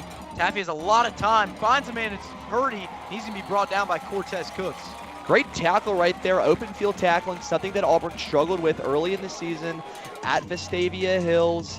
And Auburn now, they've worked on that. You saw it right there, Cortez Cooks keeping him down and not letting him get a lot of yards after catch on a great throw by Taffy. Now 3rd and 6 here, and you see Cortez Cooks jumps off sides in a crucial mistake, as you see Cortez Cooks visibly upset, and some of those other Tigers defensive linemen and even defensive players are a little upset with that. But you know, young guys still gonna have a lot to learn, but that's gonna help Vestavia Hills get a 3rd and 1 now. Would not be surprised to see Taffy run this one himself. This is where they thrive in these short yardage situations, because they just got to come out of the huddle, snap the ball, and the ball could be going literally anywhere. It could be heading up 280, back up to Birmingham for all I know. 3rd and 1 here. 2 men in motion.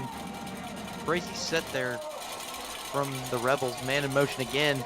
And Taffy, there you said it, Tripp, gonna run it right up the middle, and he's gonna get help from some of his offensive linemen making that hole. And you see, gets the 1st down and a little more. I think Auburn wanted a false start right there on the outside wide receiver, number 8, Grayson Harper, but it's just him standing up because of the motion. He now has to stand up instead of be able to be in his set position. So that is not a flag. That's just what it's supposed to be. Now 1st and 10 here. Taffy gonna fake the double handoff, but he's gonna throw this one to the outside. Has a man near the 40-yard line, and he is brought down. Great tackle there from B.J. McGee. Luke Stubbs on the catch right there, but I wanted to look at this Auburn defense. The defensive tackle got bull rushed, or the offensive lineman got bull rushed. That might have been that was Cam Creighton and Aiden Parker getting in there for the stop, or for the pressure. Now 2nd and 4 here. Taffy can hand it off to Purdy. Purdy going to the outside, and it looks like he will pick up that 1st down and a little more. He's still going. Great job from this Rebels offensive line to push him past those chains.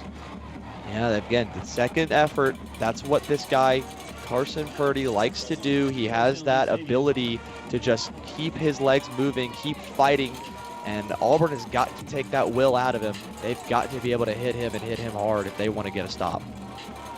So now 1st down for the Rebels.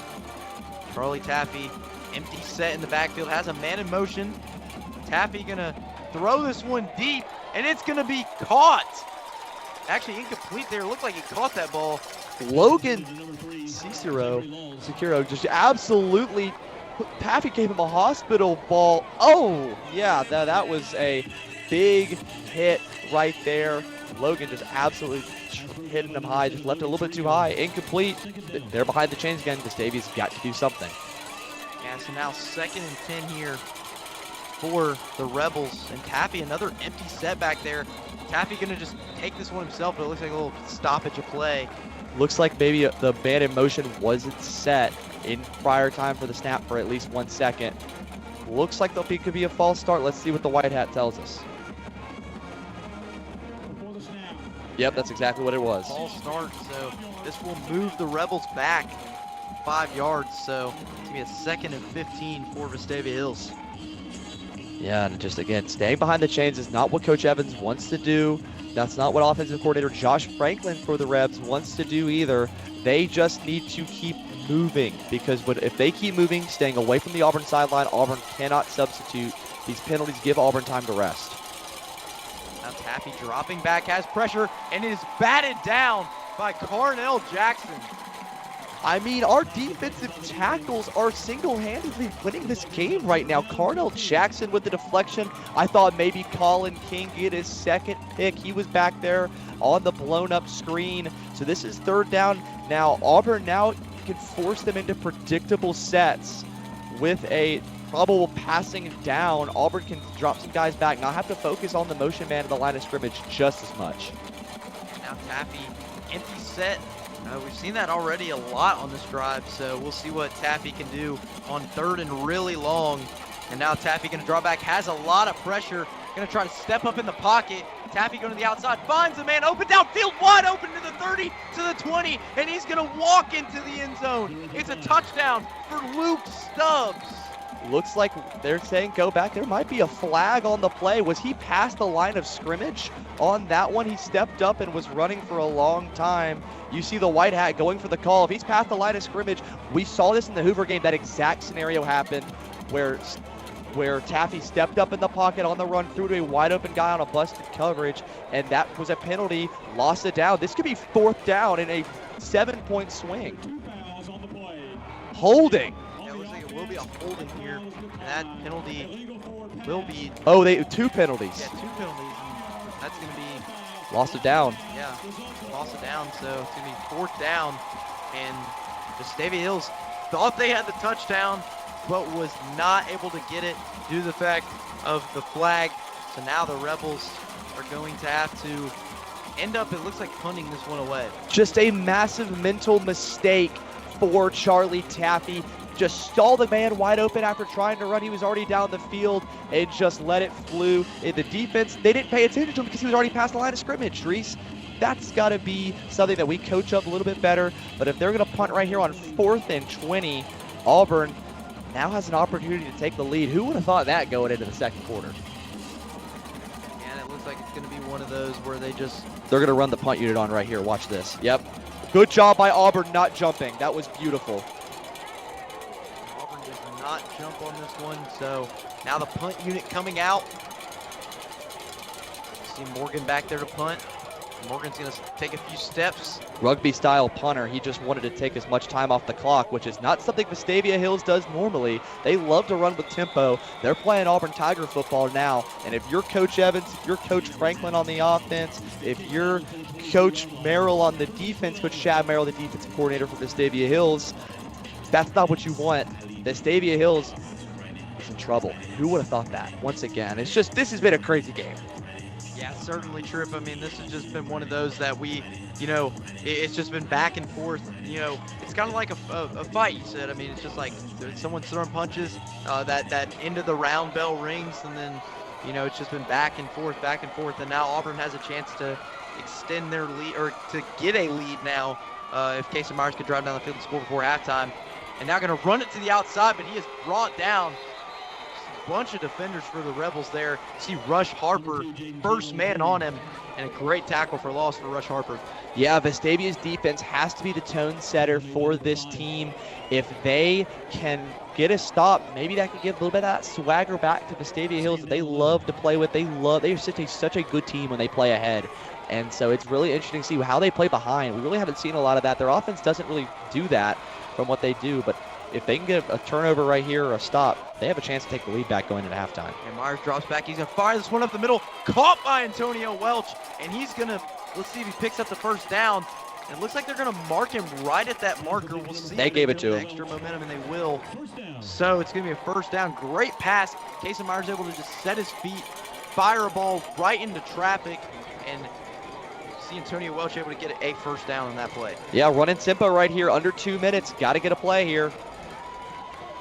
Now the Tigers 1st and 10. Myers going to pitch this one off, and it's going to be ran to the outside near the 40-yard line, and a great run there by King. Yeah, up to the 44. Great job seeing the defense was set back in a nickel or dime set, knowing that they can run it underneath on the little out toss. Myers using his legs as a weapon to force the defense to stay honest and give the ball to J.J. King for a big first down. Now Myers empty set in the backfield. Myers going to draw back here, has pressure, and that's going to be incomplete. Looks like his man kind of did a curl route and then almost tried to go again, but Myers just couldn't find him. Yeah, Myers read that pressure at the pre-snap, did not see the backers drop back into coverage. He had J.J. King wide open in the flat on that little out route towards the Vestavia sideline. If he throws that route, that's probably a first down. Instead, he knew that if there's pressure, if they show pressure, I throw the ball over the middle. Just mistimed it right there. Maybe could have gotten into passing lane, but wasn't probably worth the risk. Yeah, certainly Trip, and now the Tigers faced with a second down here. And Welch in motion. He fires it up the middle. It's caught by Cash Reef near the 4-yard line. Great pass by Casey Myers. Just one of those quick passes. Able to get the ball moving again. Yep, pressure came. Again, Kaysen is just reading this defensive front. They send pressure. My guy goes to the middle of the field. I do it all the time in NCAA. We were talking about our dynasties earlier. This is what Kaysen Myers is playing like. Now you see Welch was in motion. Gonna go back in motion again. Might have saw something they liked with this front. Vestavia Hills looks a little confused here. And now Myers gonna draw back, has pressure, fires it up the middle, and it is caught by receiver there for the Auburn Tigers. Looked like that was Josh Askew getting the first down.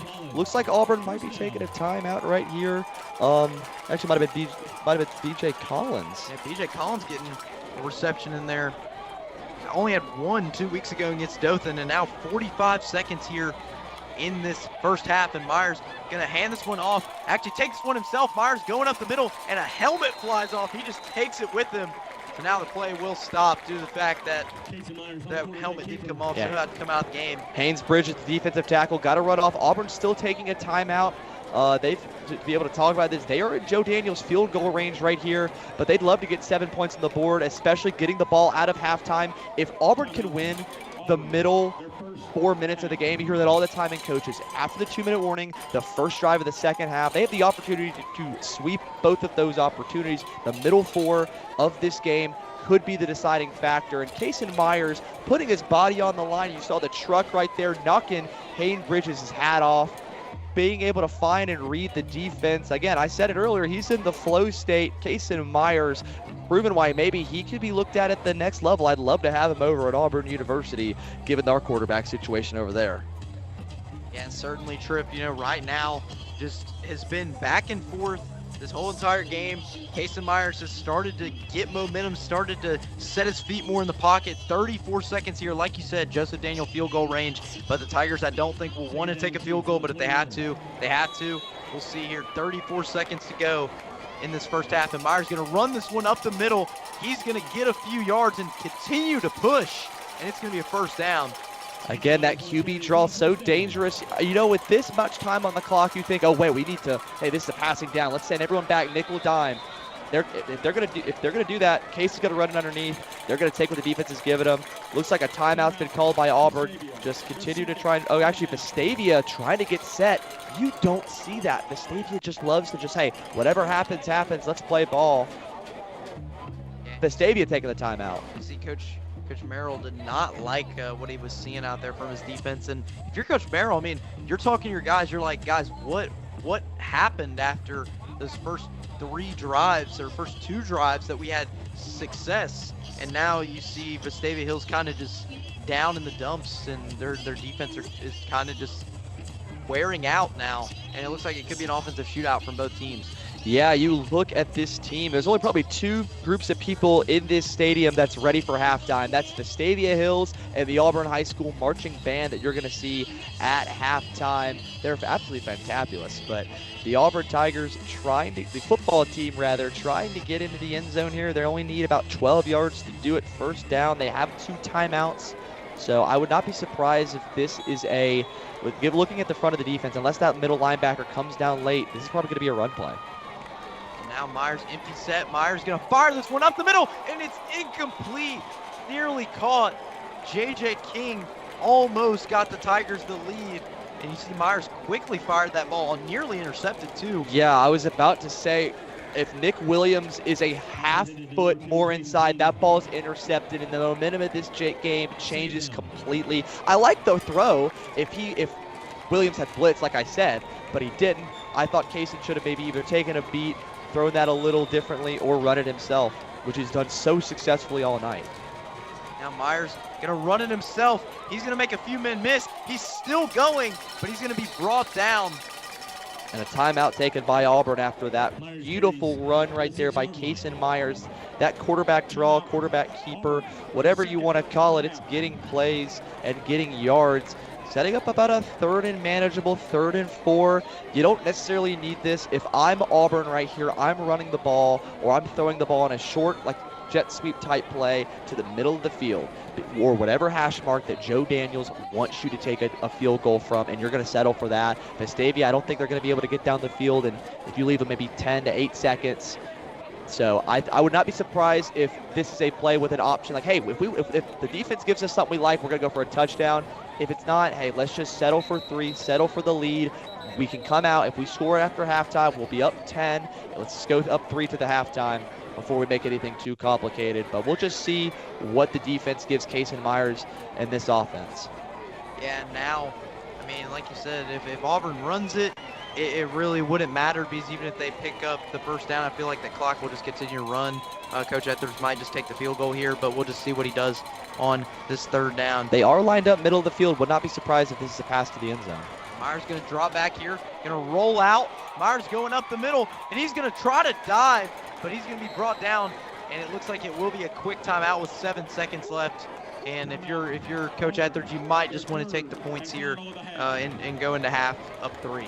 I mean, look, Reese, if on the flip side, to play the devil's advocate right here, you only have 7 seconds left, but you have, 2, maybe 3 yards to get to be able to score a touchdown. Maybe you draw something where it's either you're going to trust Kason on the run, he's either going to throw it to the end zone or throw it away, and then Joe is going to come in here and kick a field goal with about a second or 2 left. You have a play, but this play cannot die in bounds. You cannot take a sack. Let him run. I think they should have called the play they just called on this play. Roll out. Maybe you have a guy.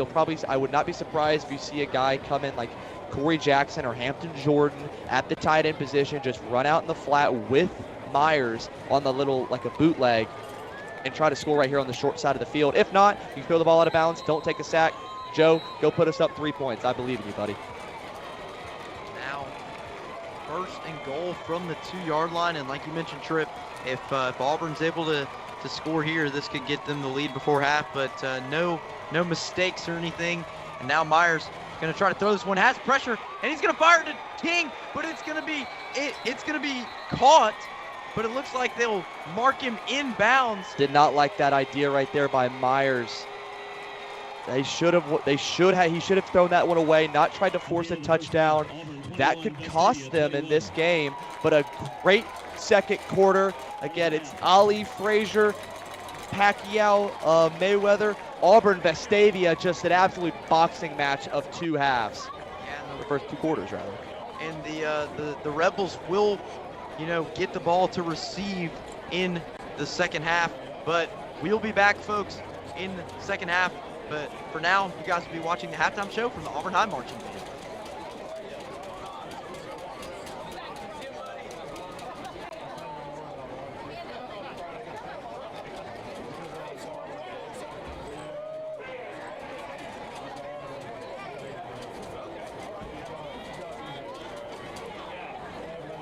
Of driving it down. We get the ball at half, so, we just got to go down and make some plays. Coach, good luck in the second half. Thank you, guys. Mickey? All right, thanks, Chris, and credit the Vestavia pressure there, kind of forcing Myers' hand, and Auburn comes away with no points to end the half. But they do have a huge second quarter, 21 unanswered points from the Tigers, and we are tied at halftime, 21-21. The Jack State halftime report from the Duck in Auburn is coming your way next. Entertainment, the Vestavia Hills High School Rebel Marching Band. The band is directed by Dr. Jarrell Horton, and the Associate Director is Mrs. Heather Palmer. The band is under the field direction of drum majors Autumn Berry, Will Shahaney, and Sadie Norris. Field captains are Ruth Graham and William Pitts. Majorette captain is Ella Claire Hunter. Rockette captain is Mary Pitts. Rockette co-captain is Ella Bush. Color guard head captain is Vivian Shee. Flag captains are Gianti Runjohn and Hannah White. Tonight, we present our 2025 show entitled One Short Day, featuring the music from the hit Broadway musical Wicked. Please welcome the Vestavia Hills High School Rebel Marching Band.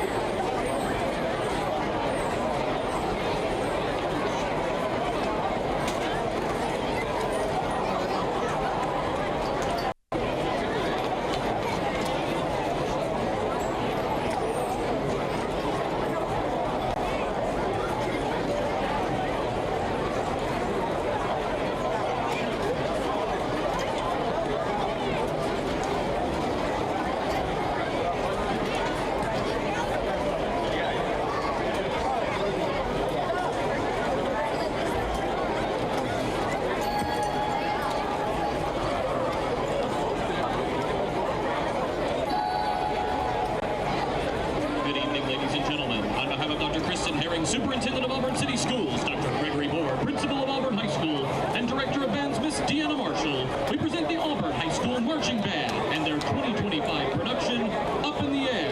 The band is under the field direction of drum majors Emma Stackhouse, Avery Moore, Isaiah Nash, and Trent Doyle.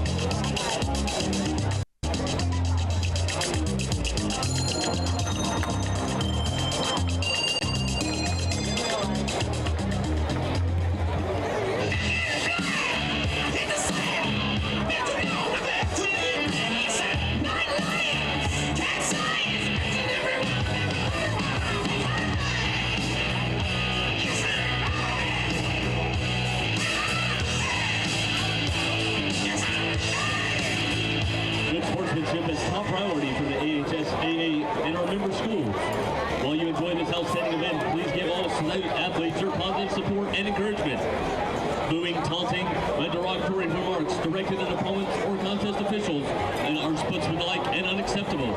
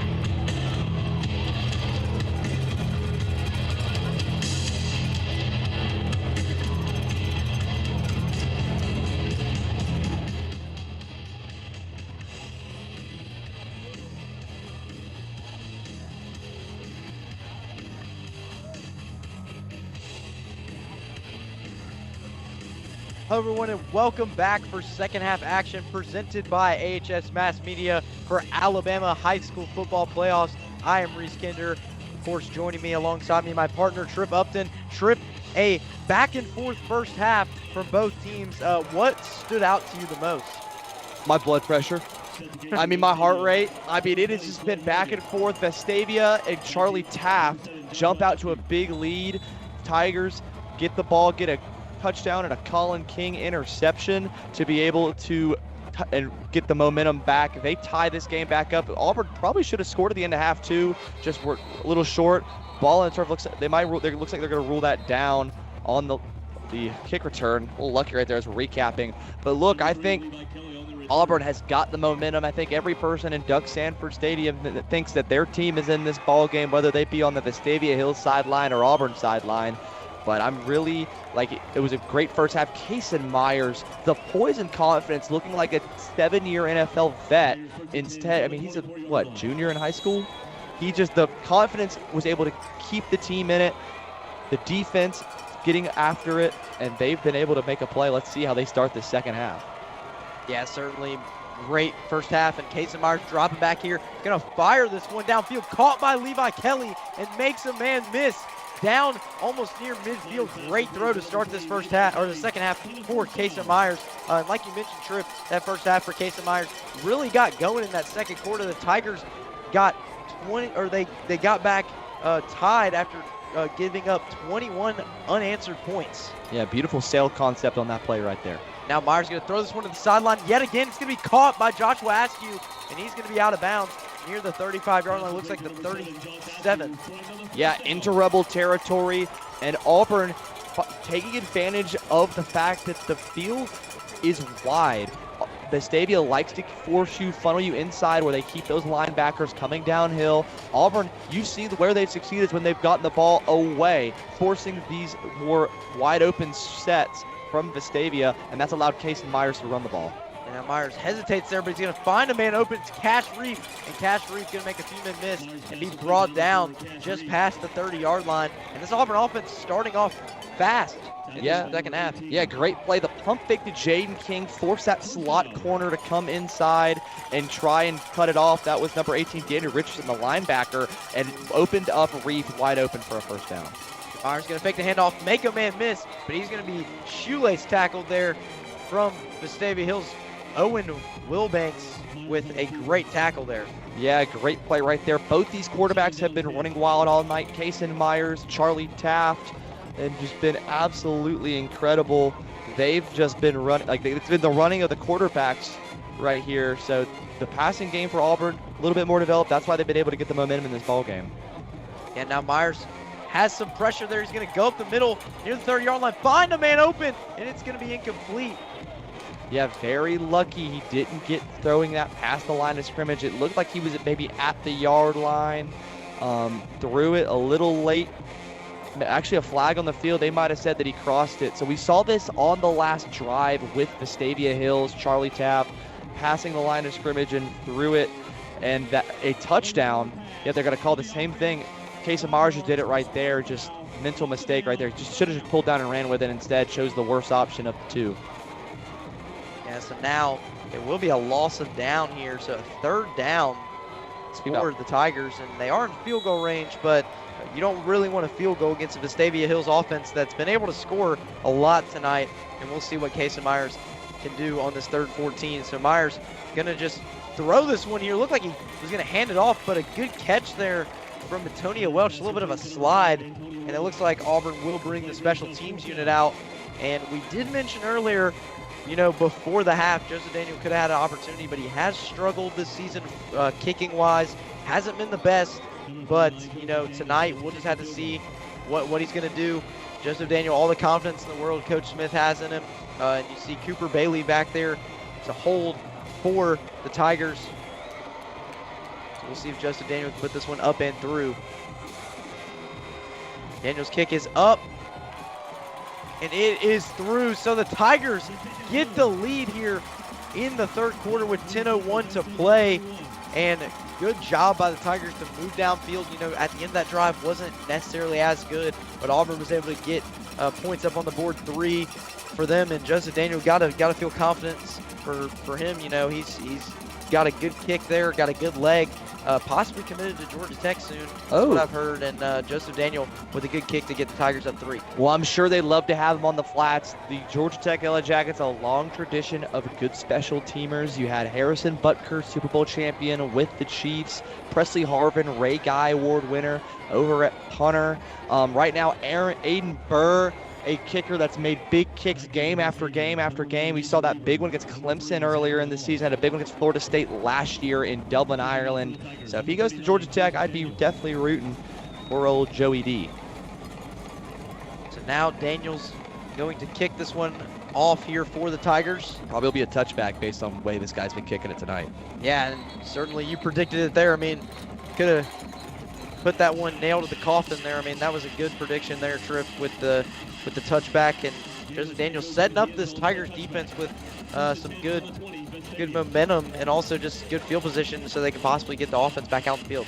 Yeah, but again, if anything, that Charlie Taft and this Luke Stubbs and this offense, they've played well, but just haven't been on the field a lot in that 2nd quarter. They're going to try and use some scripted time that they have, some scripted plays, and try and get some first downs. Now Purdy in motion, and now you see Taft going up the middle, and Taft going to the outside, makes a man miss to the 30, still going to the 40, to the 50, to the 40, to the 30, still going to the 20, near the 15-yard line. He's down near the 10, and just a huge run from Charlie Taft. Yeah, and everyone's sprinting to the line right there. Taft just looking great. That was a great play right there for the quarterback, just running right through the heart of the Auburn defense. See a little bit of miscommunication here, and it looks like it's going to be a false start penalty. Just moving a little too fast. They were trying to catch the Auburn defense. You saw Colin King and Carnell Jackson trying to get back down there, just taking advantage of the fact they're gassed, but a little bit of motion, forcing that false start. Got to move them back 5 yards, but that's a game-saving tackle potentially by this Tigers defense. You saw Cortez Cooks chase him down the field and make a big tackle to get the stop. I think Isaac Binford was also involved with that, but Auburn has to, you know, withstand these scripted drives from Vestavia Hills. And so now 1st and 15 as the Rebels reset down here in the red zone. So Taft gonna hand this one off to Purdy. Purdy makes a few men miss and gets back near the line of scrimmage, the original line of scrimmage for the Rebels. And now the Rebels in business nearing the 10-yard line. Yeah, you see him as a gadget player. He lines up everywhere, quarterback, running back, wide receiver. Would not be surprised if he can do it all. Probably washes the jerseys and drives the team bus. He has been all over. He's been a lot of running back tonight, though. So it's been a little bit easier for the assignment-based football that Coach Scott Goolsby and this defense wants to play, especially with a tricky team like Vestavia Hills. Now 2nd and 11 for Charlie Taft and his offense. See what he can do here. Gonna fake the handoff to Purdy. Taft going to the outside. He's gonna make a man miss and dive into the end zone. It is going to be a touchdown for the Rebels. And that's Charlie Taft basically doing the whole thing himself. Put about 81 rushing yards on that drive right there. That'll look nice in the stat book. On that one, just the read option, get to the outside. You saw BJ McGee shoot the gap, try and get that stop, but instead he's able to beat him to the outside. Taft walking into the end zone for a touchdown. Yeah, so Tigers were able to get 3 on the board, but the Rebels were able to answer with 6 of their own. This extra point will make it 7. Now Morgan, the extra point is up and through. So the Rebels answer after the Tigers start off the second half with 3, and it is 28-24. Vestavia Hills is up by 4 with 8 minutes to play in this third quarter. And if I'm Coach Etheridge, I think back to that end of the first half where, hey, I could have taken 3 or maybe scored a touchdown. Instead, I let the clock run out on a short play. That is hurting them right now, because if Auburn is able to score a touchdown there, instead, they could have been up. They could be up 3 right now. Even if they kick a field goal, they're only down 1. Instead, now you're down 4 points. They can't tie it with a field goal. That's got to be on the back of his mind right now. And Vestavia, I would not be surprised if they try something tricky here on this kickoff here. Take advantage of the momentum. Just kind of try and rip it back from Auburn. I think it's about even keel now. So now the Rebels will have the kickoff unit out there. So we'll see Auburn's offense come back out again and just see what they can do. But last drive, pretty good drive, but it ended in some penalties. So we'll just have to see if Casey Myers can lead the Tigers down and answer. Yeah, onside kick. Looks like the Tigers were covered. I thought they'd do that. That tricky, try to do the little squib kick, catch the Tigers off guard. Great play, heads up by this Auburn team. Could have been bad, but Auburn now got the ball at midfield. Is that a calculated risk, kind of like that into the first half scenario for Coach Etheridge? Could that be a calculated mistake by Coach Robert Evans, giving the Auburn Tigers the ball in the 50? Yeah, and obviously just great heads-up awareness there from the Tigers to get that onside kick recovery. And now Casey Myers coming back out there. See the running back in the backfield. See what Casey Myers can do. Myers going to draw back here, has some pressure, fires it up the middle. It's nearly intercepted. Dangerous pass from Casey Myers. That one was nowhere close to the receiver. Yeah, Grayer, man, and able to get back and just put a hand up. Almost picked that one off. I thought maybe even Owen Wilbanks could have come up from the safety position and catch the tip drill. Just a dangerous throw by Myers. Can't have a little bit too much swagger. Just let's calm down. Let's settle. Let's just get into this half. And now Myers drops back, has a man open on the side of the field there, and near the 40-yard line, it looks like they're going to give him the extra momentum for the first down. And the Tigers will get a first down there. It looks like that was Antonio Welch with the catch, and he's just having a great night so far. Antonio Welch, the senior wide receiver. Yeah, the yards are coming fast and furious for this receiving corps. Antonio Welch, kind of the lead guy tonight. Would not be surprised if we see some Josh Askew in a moment here. Just been dominant. And now Myers dropping back, firing to Cash Reef, and it is caught. But a man right there for the Rebels. And just a great heads-up awareness play from Vestavia Hills on that tackle. Yeah, just able to put his feet in the ground and run. That was just a great play by this Rebels defense. Looked at like that might have been number 8, maybe I thought it was number 18, Daniel Richardson, but looks to be number 10 for the Rebels. Now Myers drops back here, gonna find a man. Looks like it's gonna be caught, and they are gonna mark it as a catch. And that is Joshua Askew. You mentioned the trip, and Joshua Askew moving the chains with just looks like a basket catch there to get the first down. Reminds me a lot of that catch he had. We thought he had earlier on the ground. Instead, is able to get low enough this time for the first down. Kaysen able to put it up. He's just trying to read this defense, read this front, see what they give him, and make the adjustment accordingly.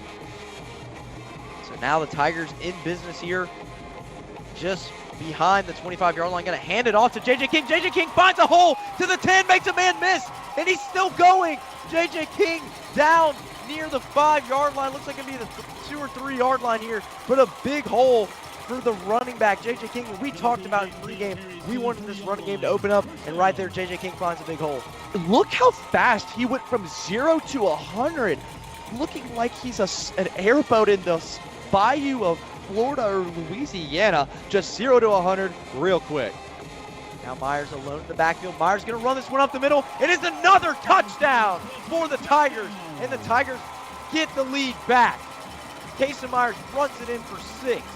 You know, I've been calling this a boxing match all night, and that's a great punch right there by Casey Myers in this offense. The running game starting to complement the passing game. It was, a key that we had early on to this game. If Auburn could run the ball effectively, set up those passing games, force this Vestavia Hills defense to stay honest, and that's exactly what they've done. You see Casey Myers, I believe his second rushing touchdown, and he's just been the wheel, the engine that drives this Auburn nice Ferrari. Yeah, and you see Joseph Daniel with the extra point there. So 31-28, the Tigers answer back, and this boxing match, I guess you could consider, has just been back and forth. Punches have been thrown, and I mean, this has just been a great matchup between two high school football teams, two heavyweight high school football teams in 7A. Yeah, I mean, they've been popping points like Tic Tacs here tonight. I've had to switch my spot chart almost 100 times, I feel like. Looking ahead now, Hoover and Central, the Red Devils pulling away. We were looking at some scores during halftime.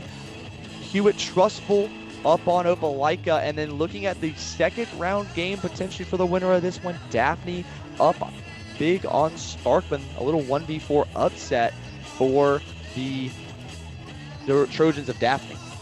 Yeah, and the winner of the Daphne Sparkman game will face the winner of this Vestavia Hills Auburn game, and that could be a big matchup if Daphne continues to lead that game and eventually wins it, because whoever wins this game will be going down to Daphne to play them. Yeah, I mean, the only way that maybe Vestavia could host if Sparkman wins, but these are two teams that are going to be very excited. I don't think this is a spoiler alert. I think both Vestavia and Auburn can and will beat whoever they play in the second round. This is a Final Four level matchup happening on week 1 of the playoffs. I think you've heard Vestavia Hills coach say it. I talked about it on bracketology last week. Hey, maybe we need to take a look at the playoff format. It's not fair that 6 really good teams in that region, 6 really good teams in our region, including teams that didn't make it like Prattville and Hillcrest over in Region 3, Dothan and Enterprise in Region 2. They didn't make the playoffs, but they probably would have been better than some of these teams over in Mobile or Huntsville. Maybe we should do it like Georgia does, do it like a power ranking. Region champs get in, and then from that point on, from 5 through 16, let's see what the chips lie. Yeah, and I mean, this playoff format is just, it's been kind of, a lot of people tried to compare it to Georgia's, and a lot of people want to change it to Georgia's format. I've heard a lot of coaches talk about how they want it Georgia's format, but this playoffs has just been really special. We got a lot of good teams. This first round game has already proven to be a really good one, and now Joseph Daniel gonna boot this one away, and it is going to be a touchback yet again. And I mean, if you're Vestavia Hills, you might as well just not even bring a return man out there, because Joseph Daniel's going to kick it to the field house over there for Auburn, and it's going to be a touchback every time. Don't even send the guys out there. Just have the ball start at the 20. Yeah. Charlie Taft coming back out for the Rebels. And this Auburn defense last drive kind of looked like the defense we saw in the first quarter, but we'll just have to see how the Rebels adjust. See a little single back.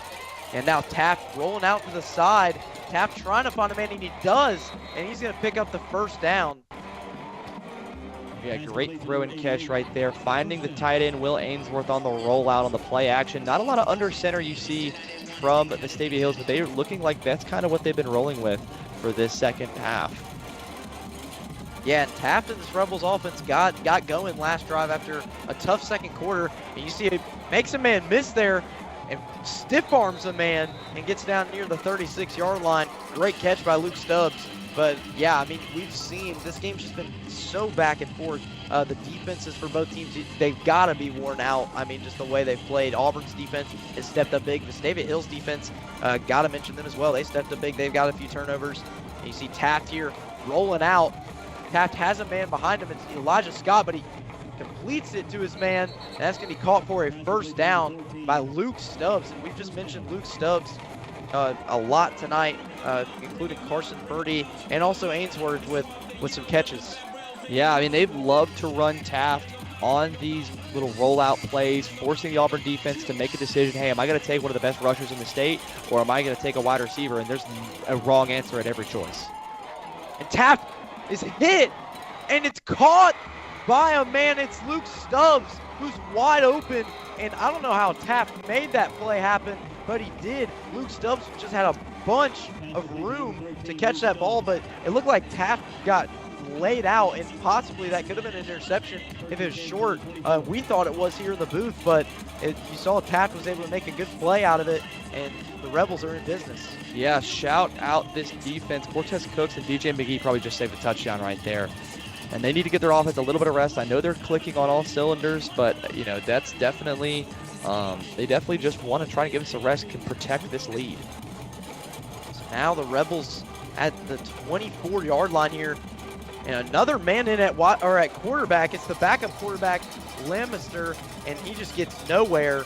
You saw a gain. It actually looks like he lost a yard, but yeah, maybe they just wanted to check on Taft, make sure he's okay. Price Lamaster, the backup quarterback and holder for this team. He's played solid. He's played in stretches. You saw him last week against Montgomery Catholic on Halloween night. But Vestavia Hills, this offense runs pretty much entirely through Charlie Taft. So I'd be very interested to see if he comes back out here.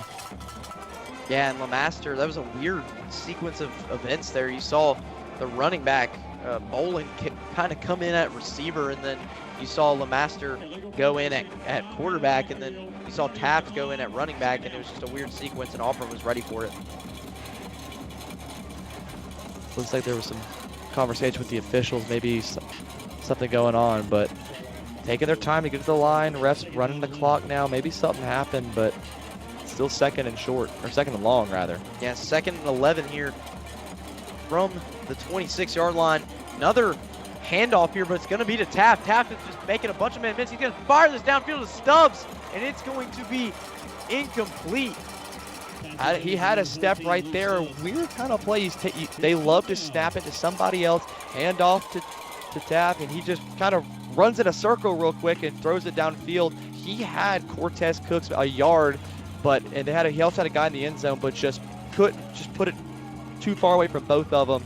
Sets up a long third down. They might be in field goal range here for Sloan Morgan, but they would love to get a first down right here and keep the chains moving, keep the pressure on this Auburn defense. And like you mentioned, Tripp, you know, not a lot of third down and long success, but Taft here going to try to fire this one up the middle, and it's almost intercepted, nearly intercepted by Greg Williams, but drops this one. So Sloan Morgan will have a chance to tie this game, but the third down inconsistency continues for the Rebels. Hit him right in the face mask. Greg Williams, one of the best defensive players in the state, named a Georgia, Alabama All-Star, I believe. He's just that good. He is going to breaks up the play with Will Ainsworth, the intended receiver. Let's see if Morgan can make this field goal here. I know Auburn's defense has to be careful for a fake. Morgan's kick is up, and it is through. So the Rebels make a good kick there to tie this game and make it 31-31 with 4:55 to play here in the third quarter. And so far, Tripp, this second half is just looking like the first half did. It's just back and forth scoring for both teams, and not a lot of defense. Yeah, and I mean, I wouldn't even necessarily say that there's been not a lot of defense. You saw we have a Colin King interception. You had the fumble on the reverse to Askew. The special teams has been great for Vestavia Hills, even though they tried to do the onside kick that maybe was ill-advised after that Auburn touchdown drive. But the defense has played great. The offense has just played better and having more opportunities. So it's going to be really interesting to see who makes the next play. Yeah, and both offenses have just been stellar. We've seen Charlie Taft just, getting out of the pocket with his elusiveness, and we've seen Kason Myers also getting out of the pocket with his elusiveness. Both quarterbacks are kind of similar. They both can run, they both can pass, and both have just shined tonight on both sides of the ball in offense. Now Morgan going to kick this one away. Another short pooch kick here, and this one is going to be returnable for the Tigers to the outside. Looks like that was Levi Kelly, but he has brought down another shoelace tackle. And this was Vestavia Hills Rebels special teams. We're not giving them a lot of credit, but they've done a good job at containing the returners for Auburn. Yeah, they love that pooch kick. It also sets them up for an opportunity for that onside, which you saw coming into the after their game lead-taking drive. Auburn, they still, even if they kick it out of the end zone, they don't have, a yard? So maybe this is the favorable outcome for Auburn other than putting the ball on the ground. So Kason leading this offense back out there. They're in good position. Maybe they can drive down the field and retake the lead. Yeah, so Myers empty set in the backfield here. He's going to drop back. Going to fire it up the middle to Levi Kelly and is caught, but he is brought down. Good tackle there from the Rebels, but Levi Kelly still gets first down. What I'm liking from Kason Myers is that he's forcing these Vestavia defenders to pick their poison. You saw it right there. Nick Williams, he had a guy underneath, and Kason had also had a guy that was able to throw to right there. Nick picked the wrong guy and was able to end up a first down for Auburn. And Myers just, tries to hand that one off to Welch, but takes it himself and gets brought down for a tackle for loss. So good job by the Rebels. Liam Borska was able to get in there and be the first man to the football, able to force the stop, blow up that play right there. Auburn only lost one, but you don't like being behind the chains, especially with a defense that has a different look every time. So Myers drops back, fires it, and then it's tipped and intercepted by the Rebels. And they're going to have to return this one. And he's still going. And it looks like he might get a pick six. Has few men to beat. But he's going to be brought down at the 20-yard line. And just a huge mistake from quarterback Kason Myers, firing it into double coverage. And that one is intercepted.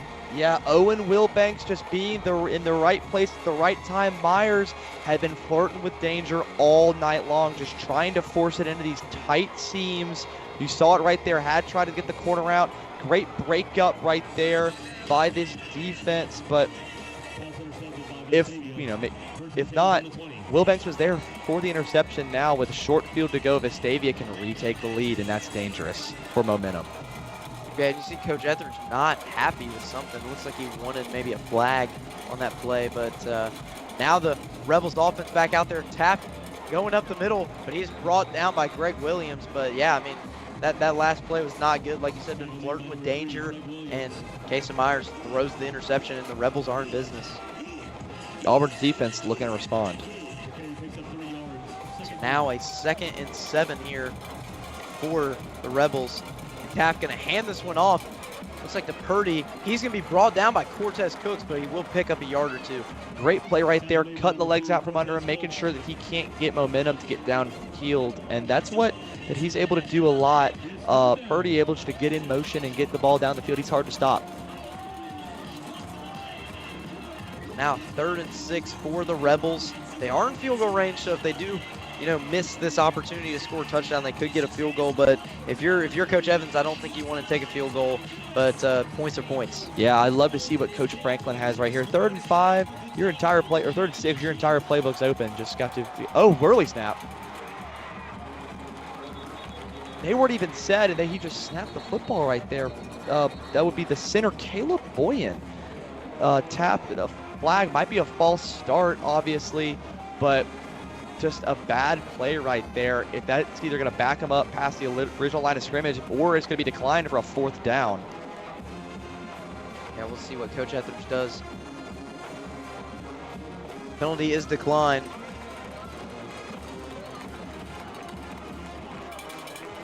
So looks like they will have. Wait, no, they're going back to the huddle. Yeah, I don't know what's going on. A little bit of confusion here. Looked like they said declined at first, but now we'll see what the official ruling is, and it looks like the penalty. Illegal shift, maybe. It will be a legal shift, yeah. And they declined that one. Now it's 4th down. Making sure we get the procedure right. Shout out with our refs over at the Alabama High School Athletic Association.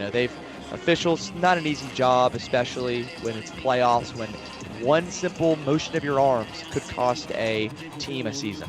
So good job by them. Make sure they got the call right, talking about it, making sure the everything was followed to procedure. Now 26-yard field goal here for Morgan. And his kick is up, and it is going to be through. So the Rebels capitalize off of the Casey Myers turnover and get up by 3, 34-31 here. The Tigers are down by 3, and the Rebels get some points up on the board yet again.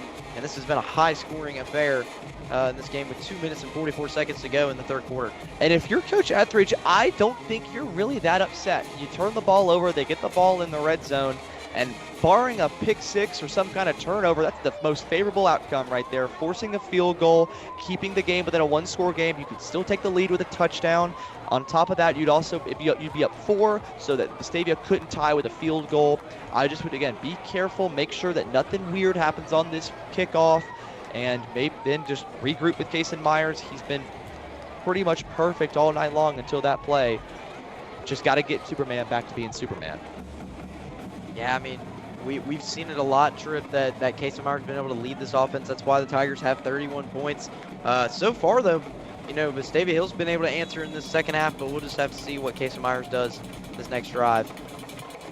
So the kick from Morgan, finally a normal kick we see, and it is a touchback. We've seen some of those pooch kicks trying to get Auburn to, you know, be a little bit confused and maybe even turn the ball over on the special team side of things. But now we'll see Casey Myers come back out in this Auburn offense. Last drive, turn the ball over. You know, Trip, we have not seen Myers turn over much, but when he does, Vestavia Hills capitalize off turnovers. They have 10 points off turnovers tonight. And this Auburn team coming back out on offense can't turn over the ball.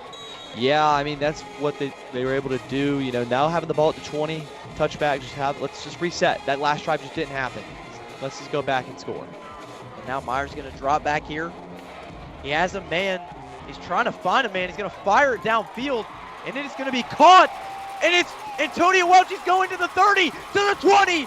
He's still going to the 15, to the 10. He breaks the tackle. He scores. Antonio Welch into the end zone.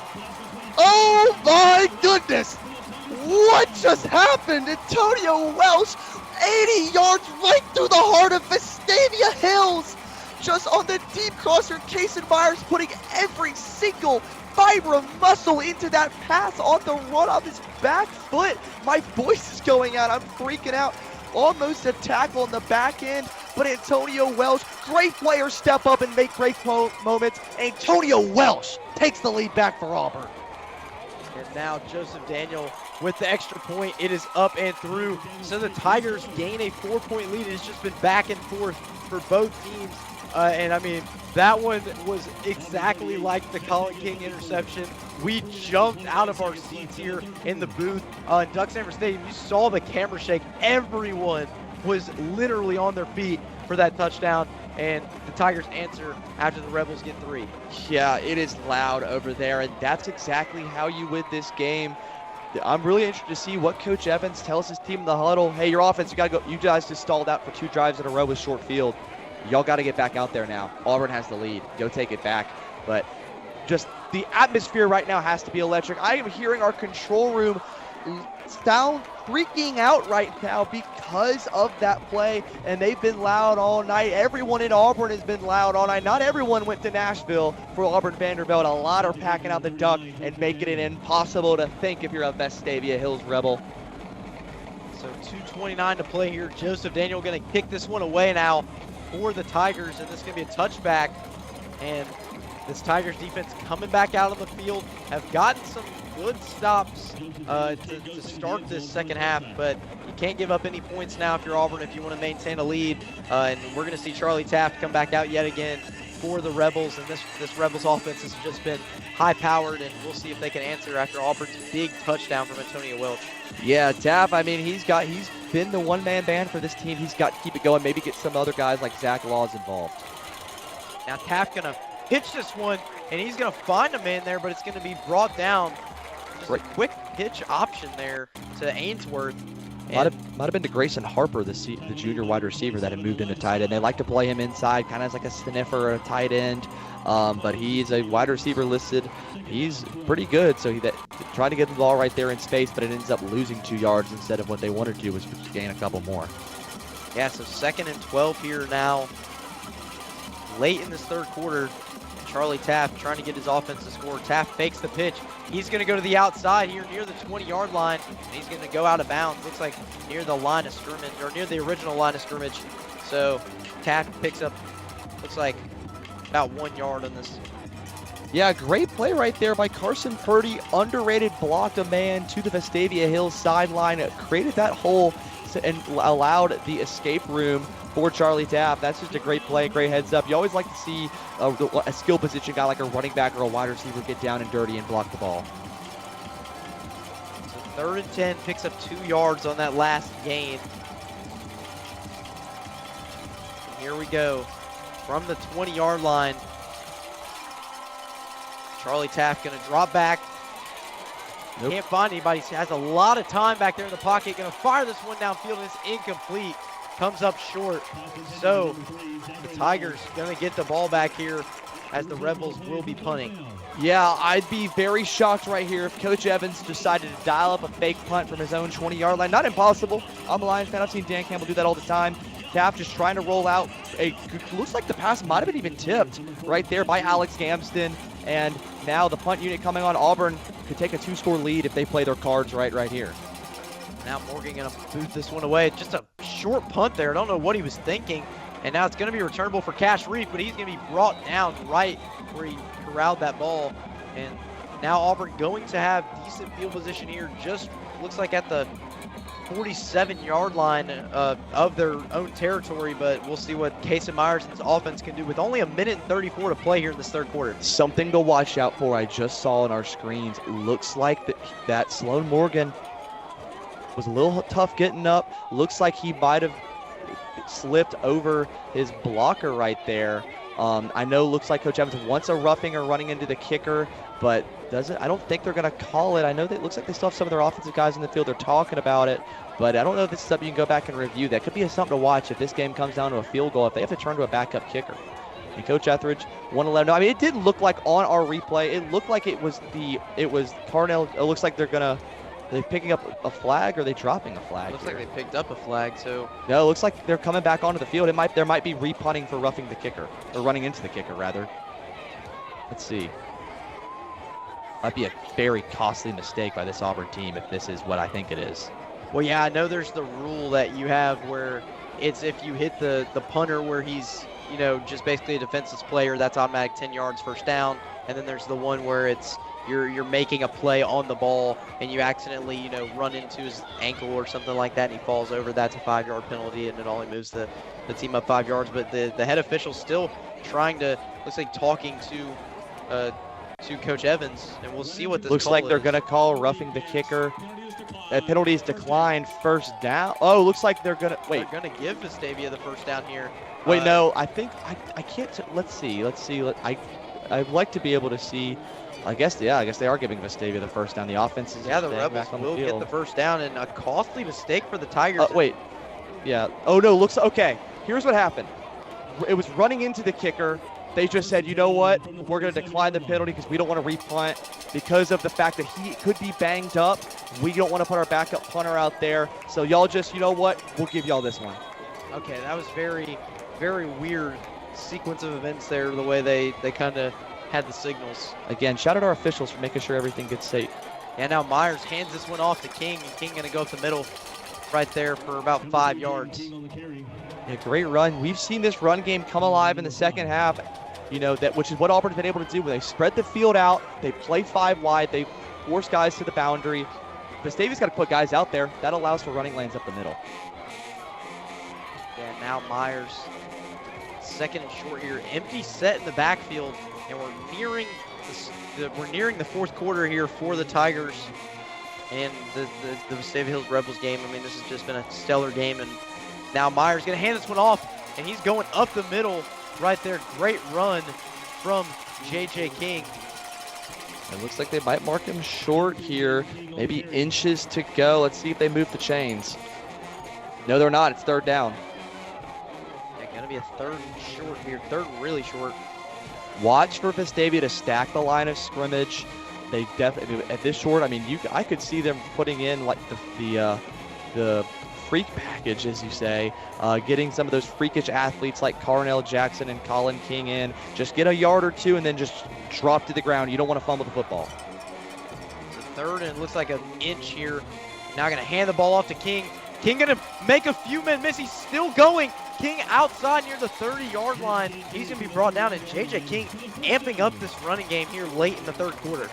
Yeah, JJ always stops by our classes, and you know, it's just a great presence on this Auburn campus. And he's just getting the first down right there, running through a defender.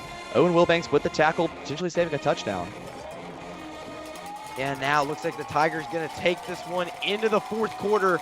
So after 3 quarters, the Tigers lead 38-34. But don't go away, folks. This is Auburn High football presented by AHS Mass Media, and we'll have fourth quarter action shortly.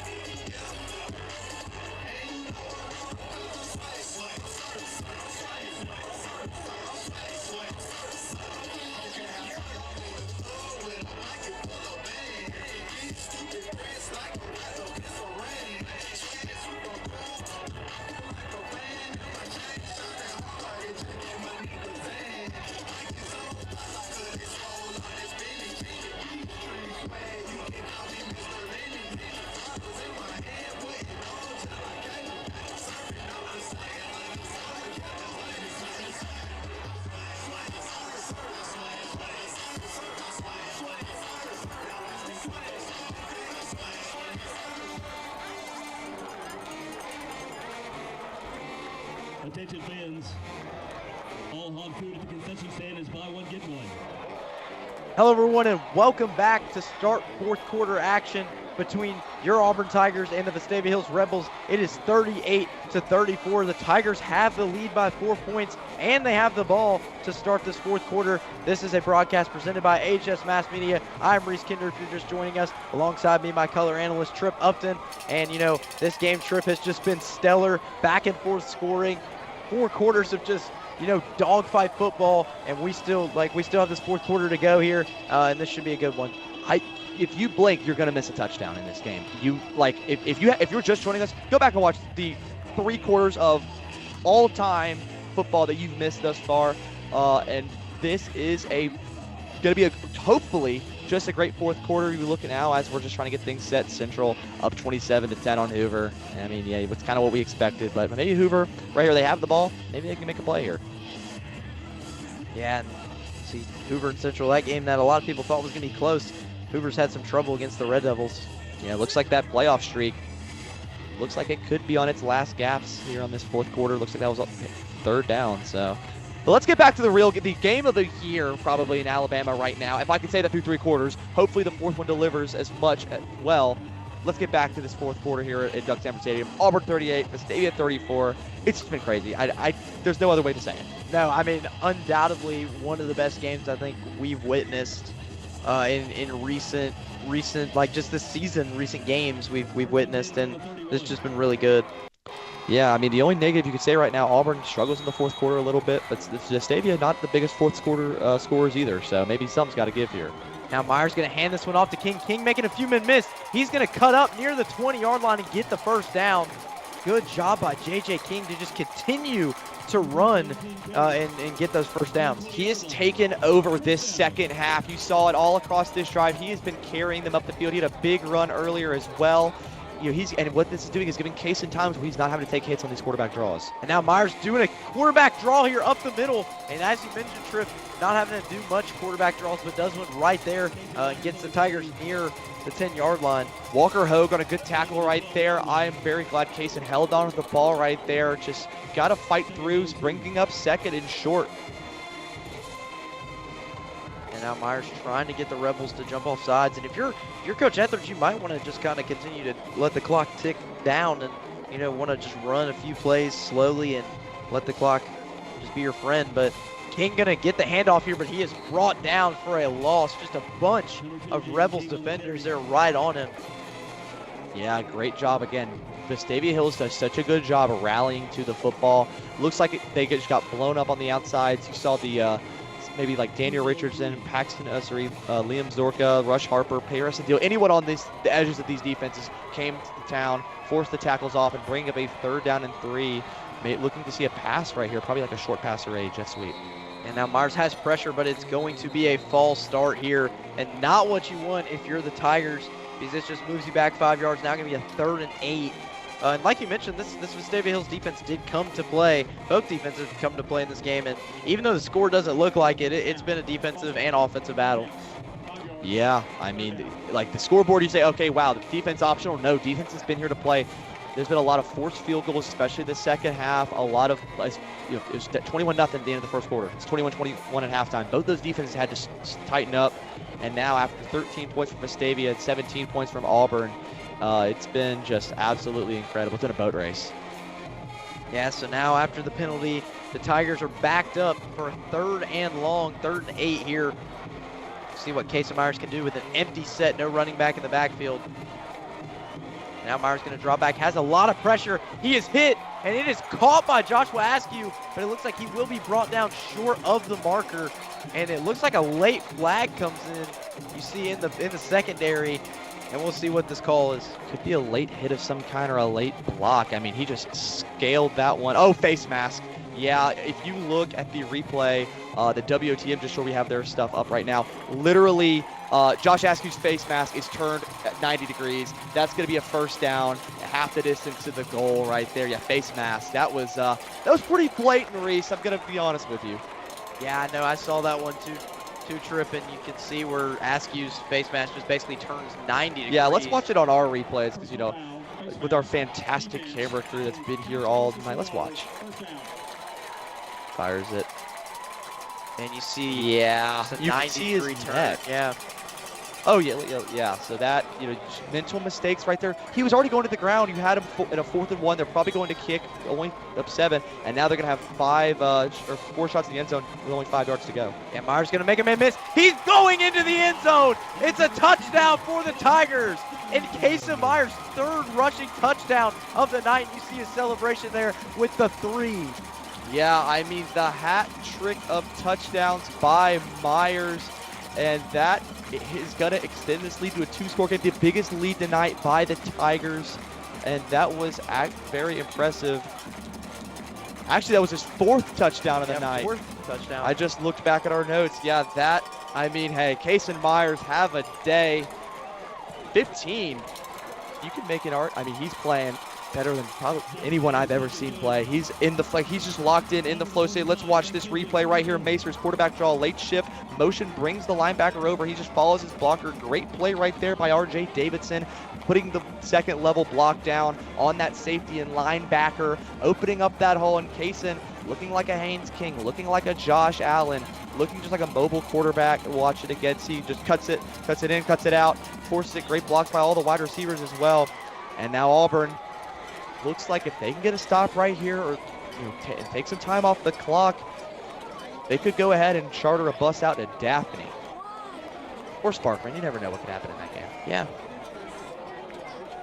But now, an 11-point game. It's just the momentum switched, and quarterback Casey Myers, I mean, has played outstanding football in this game, has put the team on his back, and has just completed the comeback. I mean, just an outstanding performance from the quarterback. Yeah, the Pike Road transfer, moving up from one of the best teams in 6A, trying to do it again in 7A, and it took a little bit, you know, beginning of the season, there was, you know, hey, what's with the accuracy? What's with the turnovers? Which was a lot of our talking points coming out of Vestavia Hills.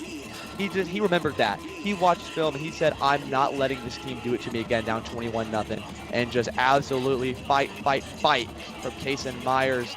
That's the kind of stuff coaches at the next level want to see. I'd love to have Casey on our Auburn in the college football Auburn to the next level graphic coming up very, very soon. Yeah, now Taft from the Rebels is going to get a chance to come back out. And you'll see here, he's going to pitch it. Another pitch backwards, going to fire. It's nearly intercepted. You saw a double reverse pass, and you see those fans for Auburn getting rowdy now as they get a big stop there on defense on first down. Yeah, Aiden Parker knocking the play down. A double reverse pass to your backup quarterback doesn't really work a ton. I'm just going to be honest. I know I'm not paid to be an offensive coordinator. I'm not even paid to be at Auburn High School, period, right now. Hire me if you want. But I just, looking at it, having LeMaster throw that ball, maybe not been the smartest thing. I know you're trying to buy time with this aggressive Auburn defensive front, but it's been a struggle. It looks like might be a penalty on the play. Oh. Looks like a flag on Vestavia. Yeah, we'll see what this penalty is here. Maybe because it was, I just don't, maybe intentional grounding or something? I didn't really see the penalty right there. Let's see. He threw it, maybe, I think it was illegal forward pass. Spotted the foul, loss of down, brings up second down. Having to really dig deep into my bag of official hand signs here, but it's gonna back up. It's 2nd and 26. Yes, 2nd and 26, very long to go here for the Rebels, backed up in near their own end zone, and Taft's gonna carry this one, but it's gonna be brought down by Aiden Parker. You see someone's helmet come off. That is a Tiger. Yeah, Elijah Scott, helmet coming off, so he'll have to come out of the game for a moment. That's fine. I mean, I look at this. I like Micah Bowerstock, Brennan Barber, Cam Creighton, Hunter Brown, anyone on that defensive line on these edges. I'd love to see my main man, Quinn Eccles, my guy. Always comes and gives me the scoop on what's going on around the program. Always will come into our Mr. Diller's class. So I hope he gets some shine right there. Maybe put him in, make him make a play. I told him I wanted a touchdown. Yeah, so now 3rd and 24 here. 9 minutes to go in this 4th quarter. Very long 3rd down. Yeah, and so close to the end zone, you're not going to see a lot of that backwards pass, forward, kind of trick play type things. They really have to just keep it between the tackles and be conservative. False start. Back him up even more, Reese. Yeah, now that this crowd's paying a huge factor into this game. You see Aiden Parker there trying to get everybody hyped up, and the false start moves them back. Yeah, for the biggest high school in the state in Auburn, they've really let it known that they feel like they are in an absolute terror. They're drowning in the pond with all the ducks, I guess you could say. Bit of a corny joke right there, but. Yeah, now you see 3rd and 24, or 3rd and 25 now. The penalty backs him up, and it's nearly intercepted. After a tip pass, you saw Taft had trouble there. He got tipped by Colin King again. Yeah, Colin King just making plays on that defensive line. Yeah, man, if he is half the football player, he is a camera operator in our Tiger TV classes. That's why he's playing so well. It looks like the punt team's coming on. They're bringing back Sloan Morgan, but they got to be careful because the Tigers are going to send everybody. And Morgan going to be able to punt this one deep, way deep. Casher will be able to return this one. Going to the outside, has a wide open side of the field to the 30-yard line, brought out of bounds. Who gets great field position. Looks like he's going to be brought down at the 23-yard line. Yeah, and Auburn now within striking distance. Looks like Morgan, good punt right there. I will give him credit. Looks like he might have been selling the flag on the last punt. I understand it. I get it, man. I'm a fan of professional wrestling. I get selling to make your money, make your dime, try to get your team a first down. Great punt right there from him, but he just outkicked his coverage. And Auburn able to get to the sideline, and now Auburn within Joe Daniels' field goal range. If they can put a touchdown in the end zone, it might be all she wrote for the Rebels in the 2025 campaign. Yeah, I mean, this Rebels team has had a good season, 8-2, 5-2 in their region. They're fighting to keep it. Myers gonna take this one himself. He's gonna gain a few yards, but yeah, I mean, they're fighting, like you said, Tripp. But we'll just have to see what happens. Yeah, I mean, you look how fast they're able to score. You look at the first half. Let's just go rewind the first half. How fast they can score. They can score at any play, any given second, as long as they're pretty much not backed up behind the chains right there. So they're definitely not out of it yet. Auburn just needs to take as much time as humanly possible, give them the least amount of split-second chances to score that they can muster. Looks like J.D. Pate coming into the game here. Yeah, J.D. Pate coming in. as quarterback here. Pate gonna hand this one off to King. King going down the sideline to the 10, and he's in the end zone.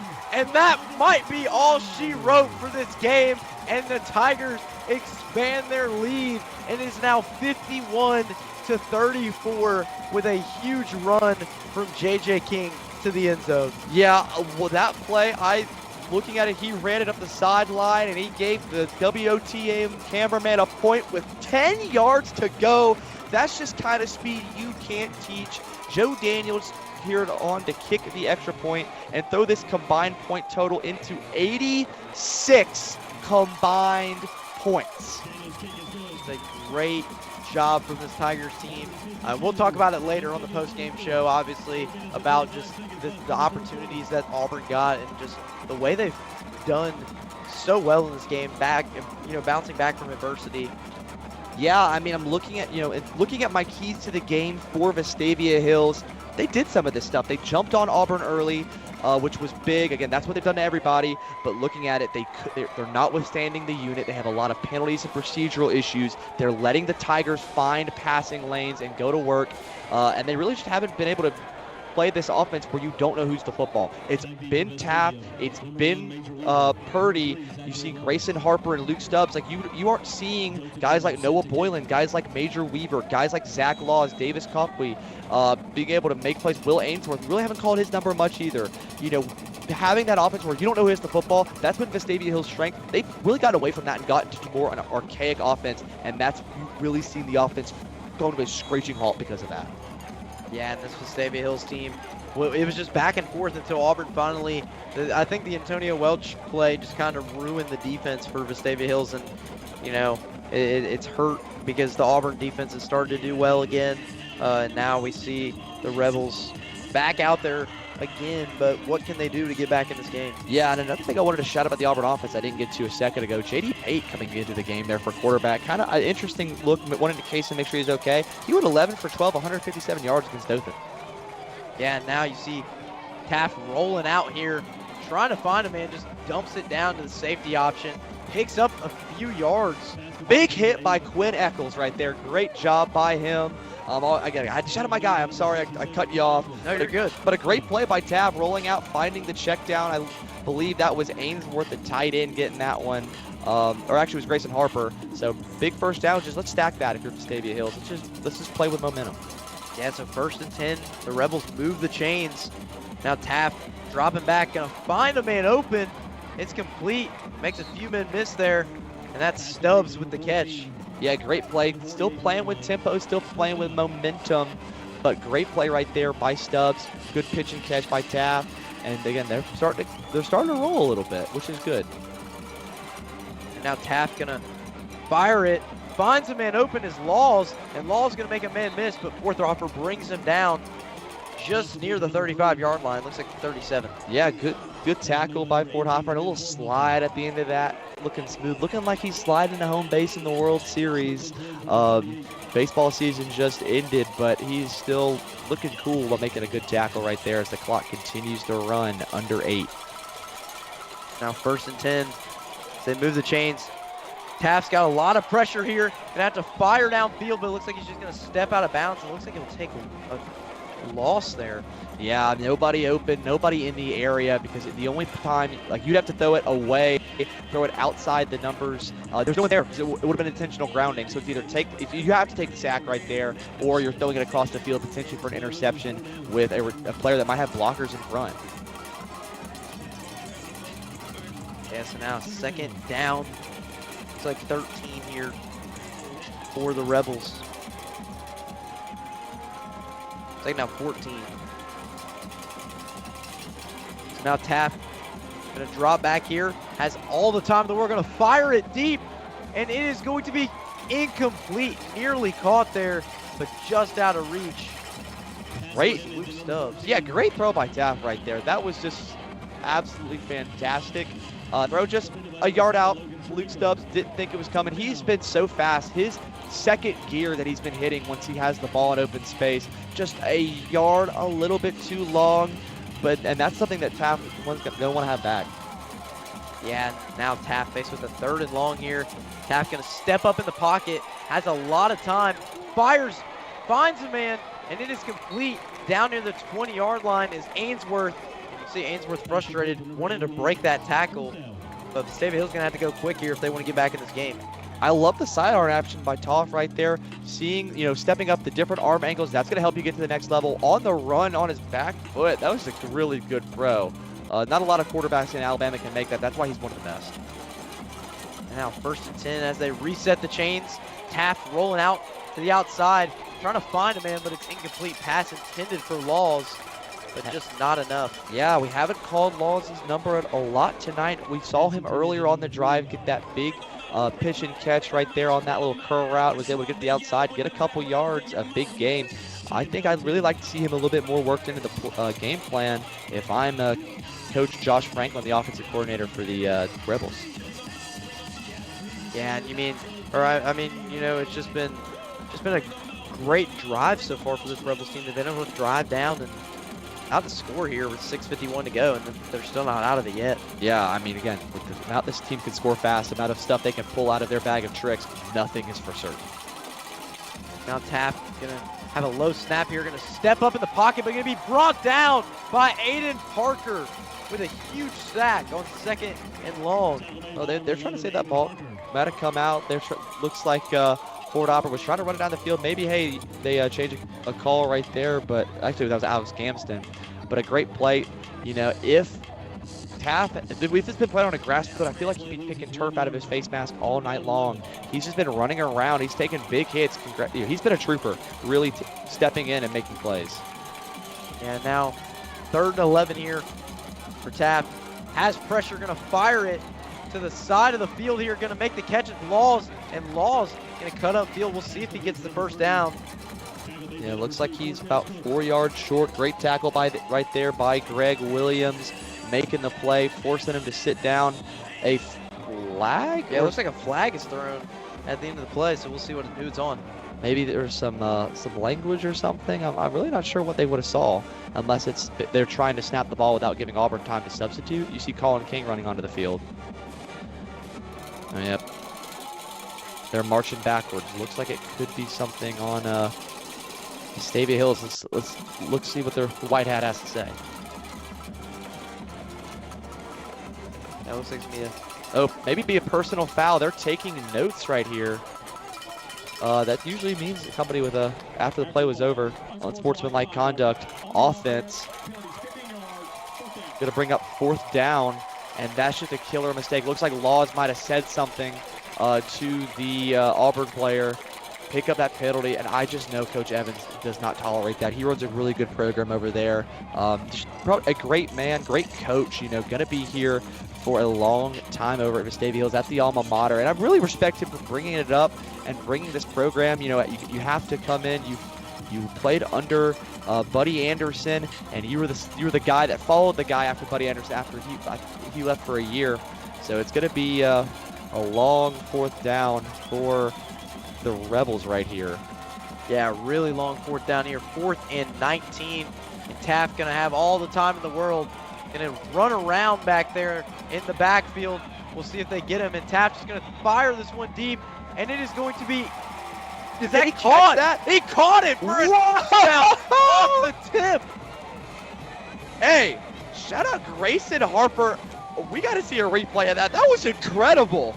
Just the long pass. You think the play's over. You think the play's dead. Watch Taft running around, stepping up in the pocket. I thought Cardell Jackson's going to get him surely. Colin King's going to get him surely. Puts it up, and it's just tip drill. One hand, 1 foot. What a play. Highlight reel. Hey, you lost the battle, or you lost the war, looks like it, but you won the battle with that play. I am impressed. Grayson Harper, ESPN Sports Center, top 10 highlight. Now the extra point attempt from Sloan Morgan. That one is going to be up and through. So the Rebels cut the lead to 11 yet again with 5:39 to play here in the 4th. This game ain't over yet, folks, so no sirree. Stay tuned for the rest of this game. 5 minutes here, and Auburn's going to get the ball again, and we'll see what Coach Etheridge and this offense has in store. Yeah, I would not be surprised if I see an onside kick right here they, I wouldn't be surprised. They got to take advantage of opportunities, get the momentum. You had a highlight reel play, build on it. If you're Auburn, you got to be safe. No, nothing too crazy. I'd like to see you keep Kaysen out of harm's way. Maybe his rushing game is done for the night unless need be. Like to see JJ King, maybe Huff. Maybe you see a little bit of Caleb Thomas come in. Maybe you could use a guy like Askew or Reef in like the jet sweep game. Just try and extend the running game outside of just Kaysen Myers, because you don't want him re-aggravating that injury that kept him out of the second half of Dothan and prevented him in some other spots against teams like Smith Station from really realizing that true potential that he has, that he's shown tonight. You got to keep him healthy. That's availability is the best ability, and I know he's got a lot of abilities because he's just a great player. But now it's just time, hey, let's just start to wind him down, unless you need it, obviously. But with 11-point lead, I think it's safe to say that they don't need him to run as much. Let's just see the running game extended by the other guys on this offense. Yeah, and if you're Vestavia Hills, like you said, I mean, if you're able to get an onside kick recovery and score, that's 52-48. It's a 4-point game again, and you're like, we're back in this, guys. Vestavia, they have zero amount of quit in them. I know they've really kind of struggled on the road. They haven't been in a lot of close ball games. I said it at the top of the broadcast, 1-2 record on the road. They lost to Thompson and Hewitt-Trussville, two top teams in the state of Alabama on the road, which a lot of teams would. Auburn might too. But looking ahead, but then they beat Tuscaloosa County, which 1-9. The Wildcats over at TC picked up their first win last weekend. But it is going to be a big play right here for Vestavia Hills to, if they want to continue to fight and get back into this game, probably going to need to see something weird on this onside kick, unless you want to kick it deep and then use your timeouts if you believe in your defense that much. Yeah, so we'll see what the Rebels are going to do here. You see Auburn in the onside kick formation. Would not be surprised if they kick this to the bottom right here. You see going to be corralled there by the Tigers, so good job, hands of Aiden Parker. I heard one of the best hands on this kickoff return squad, so Parker gets the ball, and now we'll see. It looks like JD Pate will be in at quarterback. Looks like Coach Etheridge might just want to rest his quarterback, Kaysen Myers, because Kaysen Myers has put the team on his back. Yeah, oh no, Kaysen coming out there. Kaysen Myers wasn't there, and it looks like the huddle, JD Pate was just in the huddle. Hey, you know what? Get the young kids some experience. The sophomore quarterback, again, 11 for 12, 157 yards against Dothan. Yeah. Rushed for a lot as well. JD going to be a guy that we're going to watch out for in the future of this program. It'll be his time eventually, I'm sure. Yeah, now Kaysen Myers is going to roll out to the outside, but he's going to be brought down. Good job by the Vestavia Hills defense to get Kaysen Myers down. I don't like them still running with Kaysen. I understand, yes, you want your best player in the game. I understand that. But let's see the other guys run with the football. You don't want, because the amount that they routed the football, what if someone comes in late, throws you off balance, tweaks an ankle, or get hit late, maybe that's a concussion. You have to sit out for a week. Kaysen's got to be healthy. He's got to be smart. This play calling needs to reflect that. I don't really love that play call. Yeah, and also you could take the risk of a fumble and Vestavia Hills possibly returning it. But I would like to see JJ King get in the action here and possibly run some. And speaking of JJ King, there he goes. He busts a hole up the middle, and he's going to pick up a lot on that carry there. Looking like Rico Dowdle out there. Oh my goodness, I know. Hey, Panthers, I would say more of a Jahmyr Gibbs type personally. I know that your Panthers are looking good to start out the year, and I hope the best for you. Yeah. I really do. But look, maybe Rico Dowdle, maybe more of a Jahmyr Gibbs. But we'll agree to disagree. Maybe we could agree on like a Shuba Hubbard or like a Christian McCaffrey or something. I don't know, man. Now 3rd and 4 here for Kaysen Myers and this Tigers offense. Hampton Jordan in motion. Gonna be a run up the middle for Myers. He's still going, bringing a bunch of men with him. And you see the rest of those Tigers offensive linemen and some of the receivers getting in the action, pushing him. Looks like past the first down marker. Yeah, good job. Keep that clock moving. Keep those legs churning. I like it that Kaysen didn't take a hit to the ground right there. It's just basically being held up and dragged between some Rebels and some Tigers. But it was, maybe, again, not the smartest idea, but what do I know? I'm not Will Mangman. I'm not Keith Etheridge. I am Trip Upton sitting in the broadcast booth. right here. Yeah, Trip. I mean, this has been a big game, and Auburn trying to put this one away here late in the fourth quarter. And gonna hand it off to King. King making men miss. Still going down right at the first down marker. It looks like at the 33-yard line here. It looks like they might give him the extra yardage. We'll see what they do. Yeah, I really want to see what Auburn does on this drive to finish it off. Are they going to try and go for a score, push the game into its, I believe, 100th total points? That is possible, but you have to go for 2. I don't think that they would do that. But it's just so many points scored. Maybe this is where Auburn University's been hiding all of their offensive points. It's all been at the high school field. Yeah. and instead of the heart attacks I get for Auburn football on Saturdays, I've been getting one tonight the opposite way with Auburn High School football tonight. See Jalen Huff coming in at running back now, so kind of using the other running backs is Auburn. Yeah, would not be surprised if he sees it right here. Maybe something right here like a screen if you can get, especially with the numbers on the outside that you see. I would not be surprised if Askew puts his cleat in the turf, turns around, gets a quick screen pass.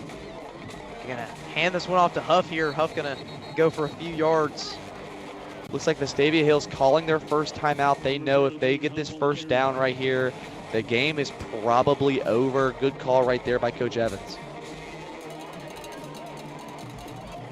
Yeah, it looks like the clock was running a little bit, but yeah, the first time out of 3 for the Rebels, but Auburn currently leads 52-41. Been a great game for both of these teams. Yeah, but Auburn just continuing. Yeah, you cannot take a single thing away from Vestavia Hills. I still truly believe if you put them on the other side of the bracket, they could be a team that could get to the Final Four. Looking at these scores, Opelika came back. They were down 21-6. They've come all the way back to take the lead. Thompson up on Carver. Don't think that's the Wolverines logo, but it's that's WO team's problem, not ours. Daphne blowing out Sparkman. Looks like we're heading to Daphne. Mary Montgomery eliminating Austin. Congratulations, Vikings. Fairhope eliminating James Clemens as expected. Baker blowing out Florence. Looks like Huntsville going 0-4 in this one, and Hoover Central probably still pretty close. Not the closest game, but I'm very interested to see what Thompson being low scoring. We thought it'd be high scoring, especially with Carver.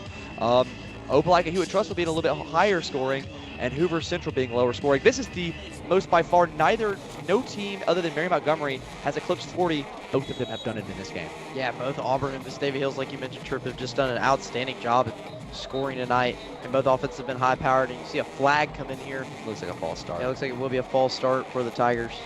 That's fine. I mean, I think didn't look like anyone jumped, but maybe it might have been the center moved the ball up or mess with it a little bit. You can't do that. Just have to be smart. Coach, yeah, it looks like that's what Coach Etheridge is mimicking. I saw him get down in a 2-point stance right there. Hey, you know what? The game's not over. He wants the 200, and what a way to get it if he can finish this game off and get a win.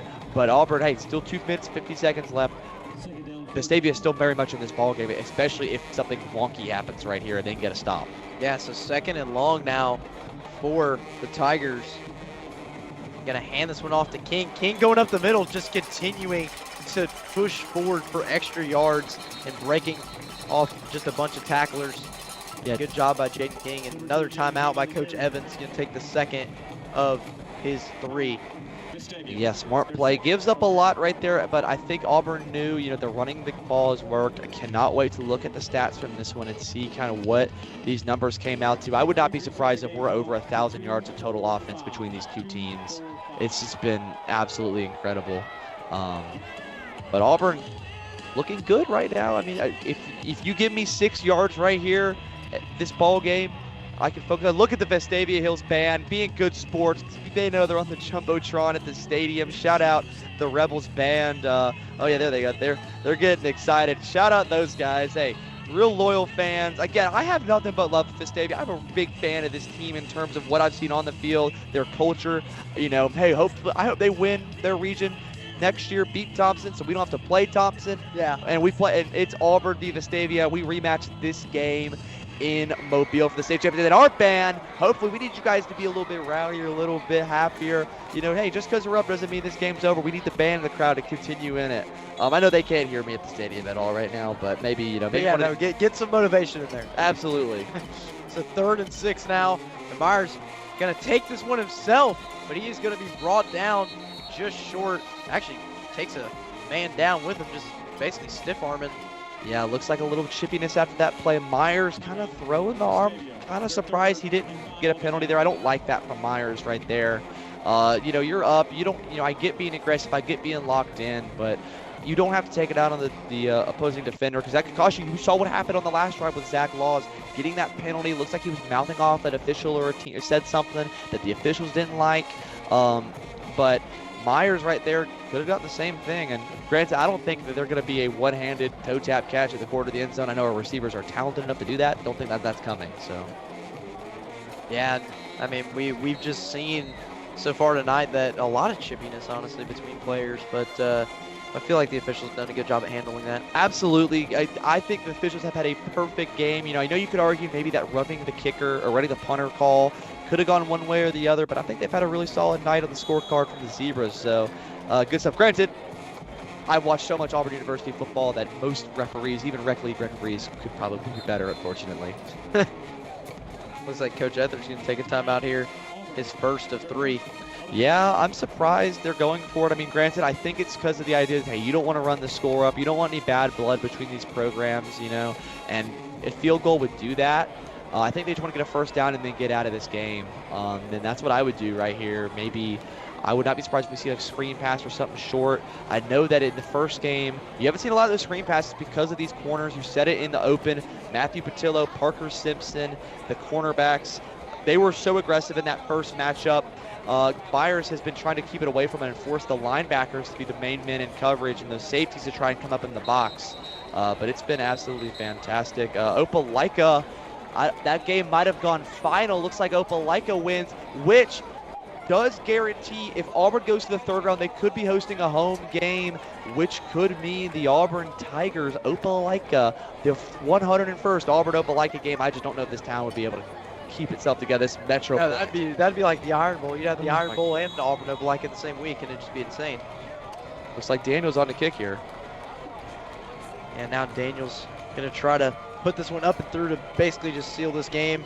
And Daniel's kick, it is going to be no good. So the Rebels get a little bit of an advantage from Joseph Daniels missing the kick. We talked about his struggles a few drives ago when he made that kick, and now the Rebels, Taft, just the way he's been playing, has just done an excellent job at getting the Rebels downfield quickly. And if he can here, and then they get an onside kick, this game could be Vestavia Hills. Yeah, Auburn just got to play smart. They do not take your foot off the gas because Vestavia is shifting into overdrive. So Auburn's got to make a play.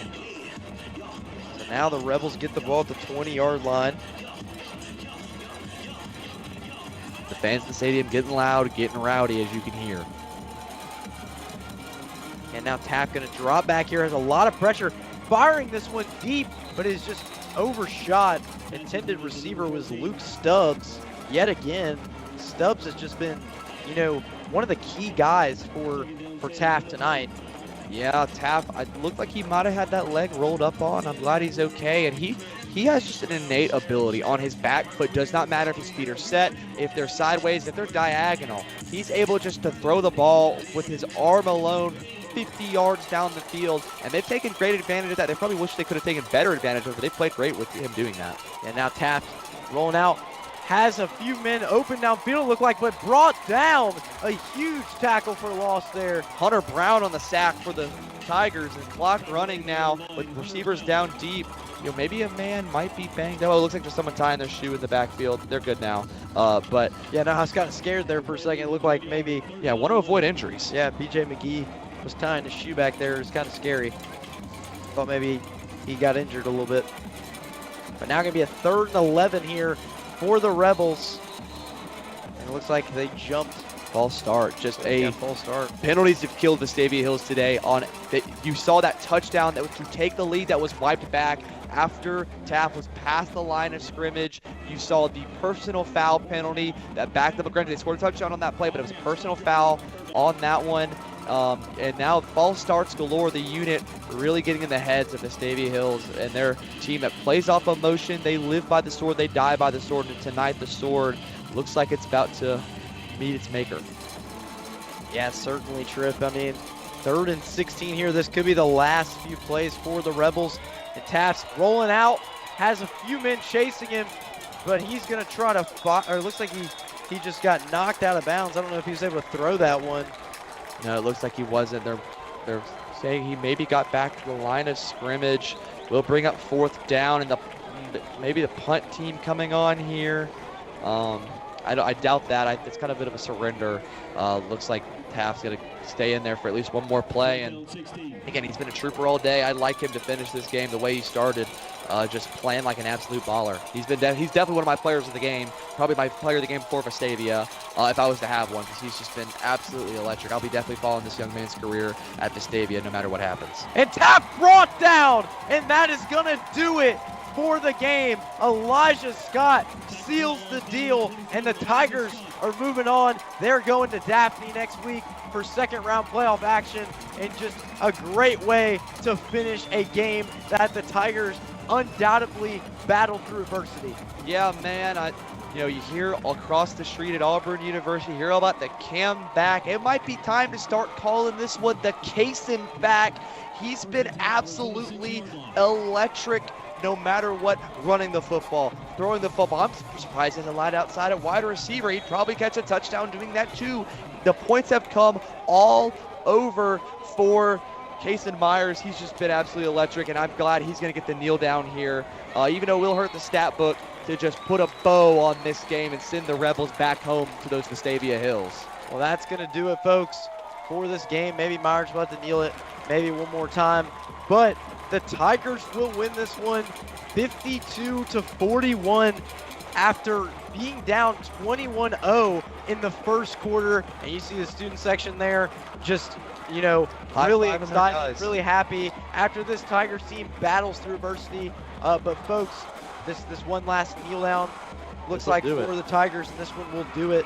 Yeah. This game. And most importantly, congratulations, Keith Etheridge, win number 200 on the career. I know they're celebrating from Leeds to Oxford, down south at Duck Sanford Stadium. They are celebrating this one. Congratulations. And now, even though they lost the first one to the Rebels, the Empire struck back. Auburn pulling out a win. Coach Keith Etheridge getting number 200 on his career, and that will do it. Auburn winning this one and moving on to the 2nd round to Daphne, Alabama, down in the Bay. Yeah, and I mean, just a great win from Coach Etheridge, able to gather his guys, get them back after being down 21-0. But folks, we are going to go to a quick break, but when we come back, we'll have AHS postgame. Me and Trip Upton will be breaking down all the stats, all the things you need to know, and we'll also be previewing the next playoff matchup between Daphne and Auburn. Also, stay tuned for WOTM. We're going to be putting the stream on the stream as they do Keith Etheridge's 200th victory as a head coach. We'll be showing that one as well.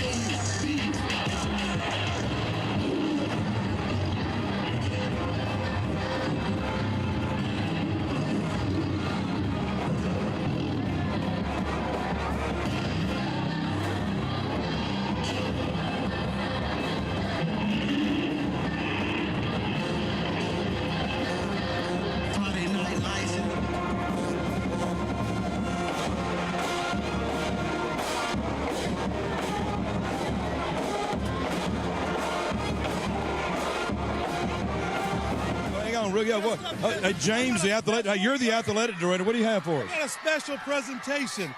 Coach Keith Etheridge, 200th win against Vestavia in the playoffs. Let's go! Let's go! So let me show you. Hey, good job. Let me show you for presentation purposes. Here you go. All right. The first 12 minutes, holding that ball was probably questionable. But talk about the fight of your kids and just got back and just 52-20 run to end the game. Yeah, I mean, our guys, they never quit. They play their guts out. Coaching staff did an amazing job this week, last 2 weeks getting ready for this game. And what hurts me is somebody had to lose this game. The number 2 team, number 4 team playing each other in the first round. They got a great football team. This should have been a semifinal game. I really believe that. And, but that, it's happened. I got so much respect for Coach Evans and his group of coaches and those kids, because their kids played their guts out too. One point of emphasis all season long to make your offense really go was to being able to try to establish some type of run game so your offense can be so balanced. Talk about Kaysen really making that effort not to utilize him as the running back and really running him tonight a lot. Yeah, and we've tried to keep from running him too much because you don't want to get him banged up, but he does such a good job of running the ball, getting downhill. And JJ played great tonight. He ran the ball great too. Huff came in the end right there and gave us a couple carries. So we just got to continue to get better. It's always great to get this first one, man. I'm just so blessed. And 200 wins, that comes with having a lot of great players and a lot of good coaches that coach with me. Speaking of those great players and great coaches, I'd be remiss if I didn't ask you about the adjustments your defense made and how they really played so much better in those last 3 quarters. Well, Coach Goose is the best in the business, I promise you. He's an unbelievable coach, and the coaching staff, that defensive coach staff did an amazing job. And same thing with the offensive coach staff. We didn't score the first couple of drives either, and then we made some adjustments offensively and put a lot of points on the board. Coach, congratulations. Win 200, but I know even more important than win 200 is you were 1-0 this week, and you get to call a practice for Sunday afternoon here at school again in advance to the quarterfinals. So excited to get to spend another week with these kids. That's what it's all about. Congratulations, Coach. Mickey, let's send it back up to you. All right, thanks a lot, Chris, and congratulations to Coach Keith Etheridge and the Auburn Tigers, victorious in the first round of the 7A playoffs tonight, scoring 52.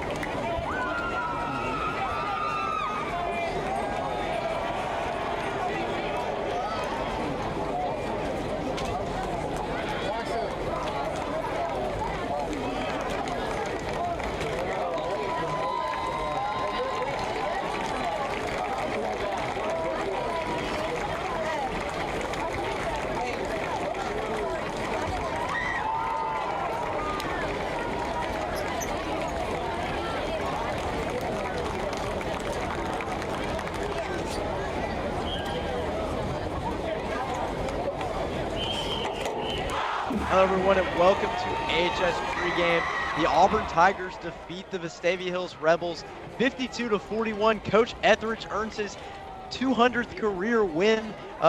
Thank you WOTM for just a great presentation there, giving him that game ball from Coach Slayton, the athletic director. But going to the game, Trip, Auburn just got a huge win, but going to start offensively with Kaysen Myers and Charlie Taft, that QB battle, the QB duel we saw in the game. But starting with Kaysen Myers, what did you like from him tonight? Everything. He just was so great. When the team got down, they're down 21-0. A lot of worse teams would have quit. And a lot of good teams would have quit too.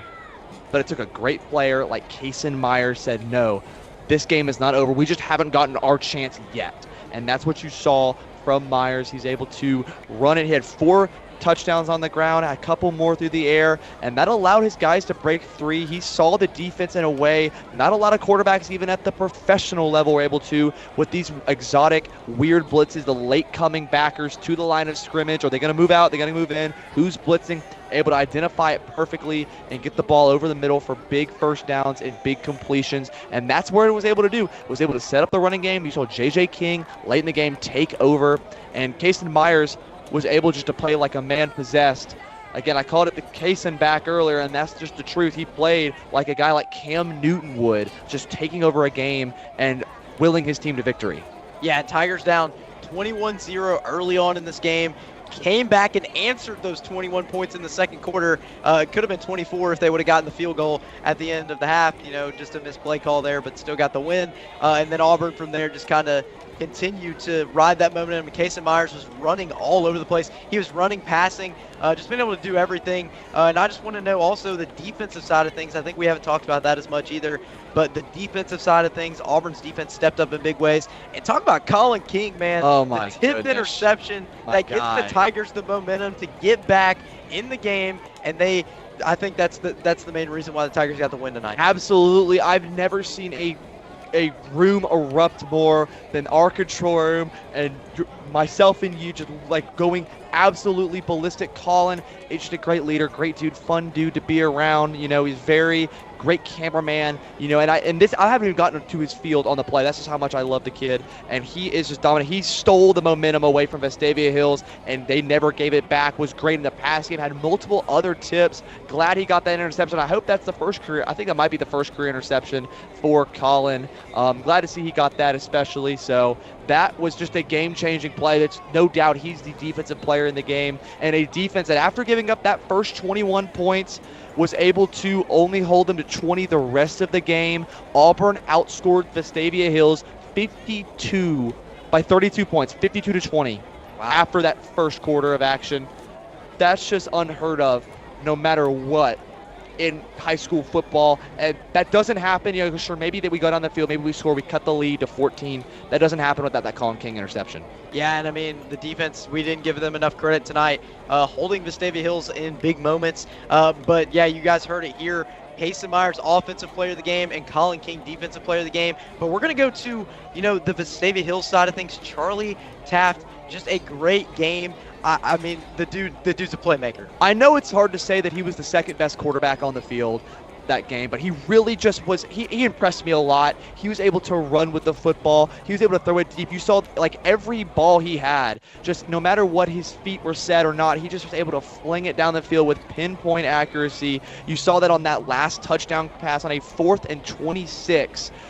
Finds a guy in the back of the end zone, touchdown, never quit. That he was so impressive. I'm really looking forward to seeing what he's able to do over at Vestavia Hills for the near future, because I know he might go out a loser as a junior. He's coming back for his senior year, and he is going to be a winner. I guarantee that. Yeah, and I mean, credit to Coach Evans and his squad. They fought hard. One of the best 7A games we saw in this first round, but Auburn moves on to face Daphne next week. And Tripp, what are you looking forward to in that matchup? Auburn traveling to Mobile, not the first time they've done this in playoffs. In the past few years, they traveled to Baker 2 years ago. But this Auburn team going down to Daphne. Daphne's a good team. They just won against Sparkman 43-13. What are you looking forward to seeing from them? Well, I know that you shouldn't look past an opponent, and I know it's like, hey, this is a 4 seed. Auburn can't do that, right? They have to. Defense is going to travel, I guarantee it. Look for a guy like Carnell Jackson to have a good game. Auburn will be the best team Daphne's played all year long. I don't know if I can say the same thing, especially with having to play Central and Vestavia Hills twice now, and Carver and Opelika, who is able to have their own comeback to win 24-21 against Hewitt Trustful. Yeah, big win for them. Yeah, so that could set up some interesting stuff down the line. But you can't overlook Daphne. The Trojans, a good team. Yes, they lost some of their region games, but played well out of region. They are not your traditional 4 seed. They beat the 1 seed in their region in the Huntsville region, who looks to have gone 0-4. In that one. So Huntsville getting the offseason started early as Mobile, Birmingham, and East Alabama roll on to the second round. They have just got to make a play. Daphne, Auburn just got to, don't let the number next to Daphne confuse you. They are still a good team. They're still one of the top teams in the state of Alabama. They deserve to be in these playoffs, and they're going to give Auburn a game, especially at home, but I think the defense is going to travel. I think J.J. King, I would not be surprised if the Auburn running game continues to come alive and continues to play well no matter what. It's going to be a fight, and Auburn to try to get the right to host a home game next week. They're still going to fight as the rain starts to come back down in Duck Sanford Stadium. Yeah, and I mean, just a great game for both teams, but Auburn gets the win 52-41. That is going to do it, folks, for AHS pregame. As you can see the balloons floating away. I hope it's not pregame. Yeah. I can't do another game. I need the full week, the full 2 weeks. Yeah, we need a long break after this one until it's a long game. But make sure you'll still see Countdown next week. You'll still see bracketology, looking at, hey, what else happened in the bracket? Yeah. What happened with our friends down in Russell County? What happened to our friends down with Beauregard? And I think they lost on Thursday night. But what happens with Lochapoka? I know we got a lot of Pocha pride on the program, as I like to say, but we'll have all that next week, and we will be breaking down as we go into our coverage against Daphne, and it's going to be a fun whole nother week. I'm so glad we get to do another week of 7A high school football, but I don't think my blood pressure is going to handle it, so let's go ahead and wrap this thing up. Yeah, just a great win from the Tigers, but folks, that is going to do it for post game. But we hope you guys enjoyed this broadcast, and we hope you guys enjoy the rest of your night.